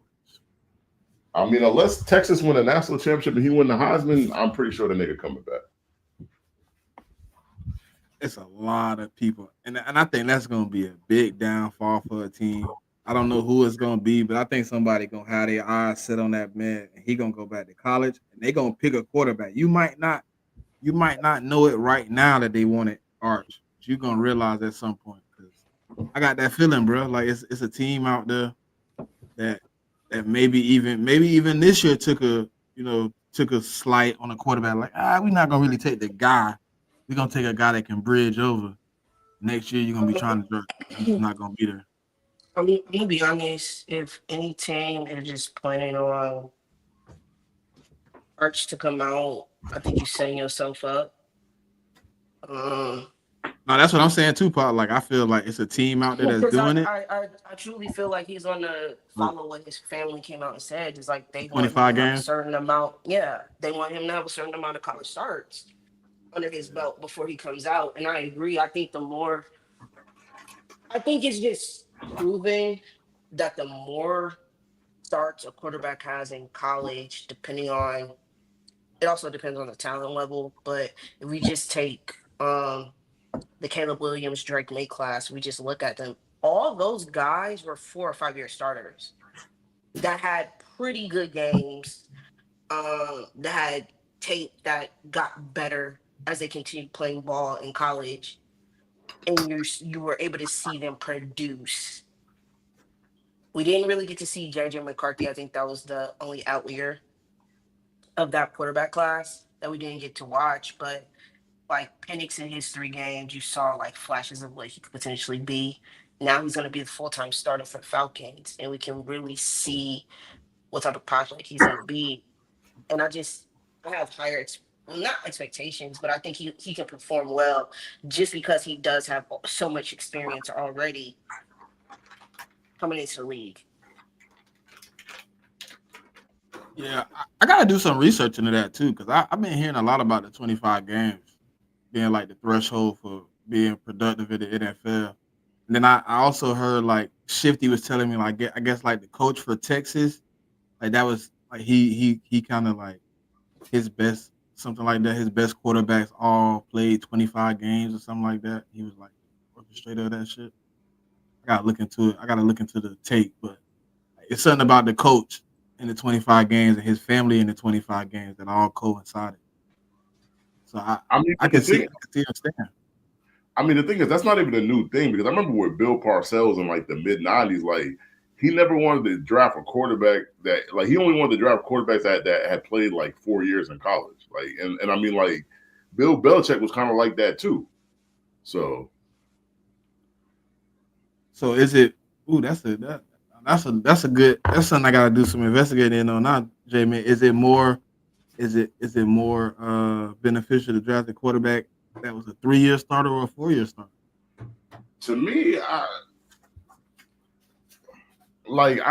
just think you need to start a certain amount of game. I mean, you got to play a certain amount of snaps to me, like, because it's like it goes to the fact that when you're actually on the field, you have to be able to like decipher defense that you're playing against, and the more snaps that you play, the more chances you get to do that. And obviously, for guys like AR that didn't really play that much, you didn't really get a chance to have a lot of snaps, read a lot of defenses. So when you do get to the league, it's a lot of shit that you ain't seen before. So that shit makes a difference. Because Mac Jones is one of those quarterbacks that didn't reach that threshold too, right? Nah, Mac. I mean, Mac was in school for 4 years though. He only started what, 2? I think he started 2. So, but that's the out year with programs like Bama, Ohio State. You might not play They 25. Yeah, you might not be able to play just because the guy there is in front of you. Like even UGA, right? Like you might be a high, like 5-star prospect, but Just if the guy is there, you might have to wait until it's your time. So you are like, I think when it comes to evaluation, I think it depends on one, what type of competition you're playing, and 2, the program you're going to. I think that all plays a part in how a team should evaluate a quarterback. and So you had a school that's like quarterback you. I mean, you got a bunch of quarterbacks that's playing well, winning national championships, going far in the playoffs, and you go there. Shit, and you don't start until your senior season, but these dudes are all NFL prospects. Like that should go into the evaluation too, right? I mean, but the funny thing is, like, no school is really quarterback you though. Like, there's not a lot of schools you could give me that got 3 to 5 successful NFL quarterbacks in their history. Like, Hey, Swan, that's also a great point. It also depends on the type of system that they're playing in. That plays a part as well. yeah, I mean, because you just think about the last 30 years, like, you can't point to me one school that's had 3 to 5 really good quarterbacks that have got drafted. I think the only one you could point at right now is maybe Oklahoma. Yeah, I mean, because you could point because I mean they had Baker, they had who else? They had Kyler, Jalen. I mean, Jalen developed his passing at fucking OU. Yeah, but I mean, But like, most of those guys were transfers. I think. Shit, all of them Except was. except no, Baker was a transfer too, if I recall. Yeah, Baker came from Texas Tech. Yeah. Yeah, most of those guys were transfers. I think and even the quarterback that they did have, Caleb, he transferred to USC because he followed Lincoln Riley. Yep. So yeah, you're right. Shit. Yeah, that's the only school that's close, and shit, just like Pop said, shit, all them dudes came from other places, and none of them got recruited by like Oklahoma. Yeah, so I mean, like, that's why I be cringing when people try to tell me, "Oh, a quarterback came from this school, so he ain't going to be good." Like, I mean, you really got to take that shit on a case by case basis, right? But I wouldn't even. I maybe I shouldn't have said it in that form too, though. I was more saying like college quarterback play, like where you had like how you was Mitt, like even though like y'all ain't had the greatest quarterback in the NFL play, but y'all done had some great college quarterback play over the last few years. You know what I'm saying? Yeah, I mean, like quarterback. Like I said, man, you gotta take that on like a case by case basis, especially how college is now, like where these kids are just transferring from school to school to school. Right. I mean, like, you're not gonna get these traditional powers like Bama and Texas. They're not always gonna have the best quarterback. I mean, look at Patrick Mahomes went to Texas Tech. Right. He's widely considered to be the best quarterback in the league right now. Like nobody before Patrick Mahomes was checking Texas Tech for freaking quarterbacks. Is that Lincoln Riley though, right? Nah, Texas Tech was Old boy that died, I thought. What's it like? I mean, like he was like the father of like the air raid system. What the fuck is his name? I think the last place he coached at was like Oregon or some shit. He was like the OC up there, but I mean he passed away. I just can't think of his name right now. Cliff. It's Cliff. Swan said it was Cliff. Oh, I was thinking about somebody different. But you talking about the one before Cliff? Yeah. I know who you talk about too, though. Yeah, I mean, like he just passed away like a year or two ago. I just can't think of his name. I know exactly what you're talking about. What the hell was his name? And he was like this heavy set white dude. I just cannot think of his name right I remember. The only reason I remember him because like I think like Baylor tried to sign him or something one time. Yeah, because I think his last job was either in the SEC or the Pac-10 or the Pac-12. My bad, like a couple of years ago. But yeah, but yeah. To go ahead, my point, like people weren't checking Texas Tech for quarterbacks, bro. Like Mike Leach. Yeah, Leach. Yeah. So they weren't checking Texas Tech for quarterbacks. Mahomes came out of there, and I'm not saying that they checked that they're like now as more than they did in the past, but like at least now like people look at Texas Tech like okay, like they've like they've had good quarterbacks in college, so we'll take a look at those guys like just in case like that's another. I don't say another Patrick Mahomes, but like a guy that can transition from that school to the NFL. I don't know how I can't think of Mike Leach's name. God damn. Yeah, I mean, I just like his name was just slipping my mind for a second. But yeah, it was on the tip of my tongue. I'm just like, damn, I know his face and everything. I could see him standing there on the sideline. Mike Leach. Because I mean, like Drake May was getting that shit from UNC. UNC's never really like developed a really good quarterback in the NFL. So I mean, like that's why a lot of people were kind of shot away from drafting him because he went to North Carolina. So I mean, you go to can affect the perspective you have as a prospect. Say what? Like I said, the school you go to can definitely affect your appearance as a prospect. Oh yeah, I mean, like Sam coming out of high school, and I know I'm gonna play corner or safety. Like I'm gonna want to go to like Georgia, like or I'm gonna want to go to Bama, like. Sam a running back or wide receiver, like I'm gonna want to go to Ohio State. I'm gonna want to go to Bama. I'm gonna want to go to USC, like those type of schools that have a history of developing the high school players when they come to college and going to the pros. Like that's just a no brainer. But like quarterback is just a whole nother animal. Like that shit is real different. Yeah, because quarterback you can kind of like it's a few places you can go to though. The offense fits and you can get drafted, but I don't think it's a predominant place to go because I think how it's set up now, like coaches and players are all over the country now, man. Like used to always, but I think you can go back to the lineage of the quarterback though. Kind of like I still want that California kid or that Texas kid. Like, I still want that as a quarterback. Ain't gonna lie to you. Yeah. Maybe not college, but maybe his upbringing. I don't know. Like it's something about them Texas and fucking California quarterbacks that be hitting. Well, it's because it's like it's just like the high school football system in them states. Like California and Texas are really advanced. Like so is Florida and Georgia. Like those states are really advanced when they're trying to. Develop these 14 to 18-year-old kids into playing college football. Like they put the money to the programs. Yeah, if you're a dual threat though, yeah, I'm going to Florida. Yeah, I mean it's just I'm going to play with a bunch of speed. I ain't gonna lie to you. So that's just the way it works. Yeah. Georgia got a little pipeline. I mean, it's a lot of that's kind of like why I say like the high school is kind of where I kind of maybe would start more than the college. Because of how NIL is set up, maybe your home state doesn't win like they used to. You know what I mean? Because like it's a lot of places where the hometown kids are going to other schools. So maybe I'm just going maybe back to the high school to kind of do more of the recruiting and the prospects as far as drafting for quarterback in such and such position. I mean, it's just got a lot to do with that like them states will invest in their like high school programs. It's got a lot to do with that.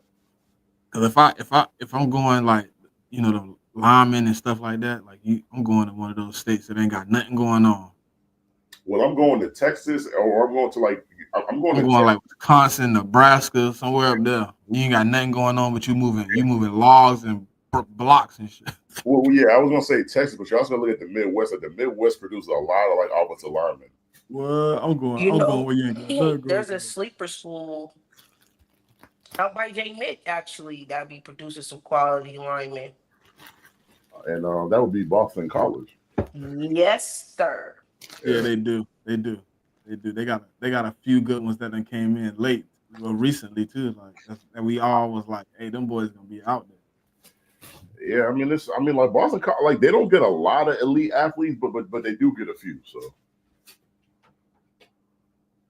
I like their offensive line. Pop, that was a good one. Pop, I like that shit. Like their offensive line, low key been sliding into the NFL at a rapid pace. And y'all got a center from there that's gonna be sitting.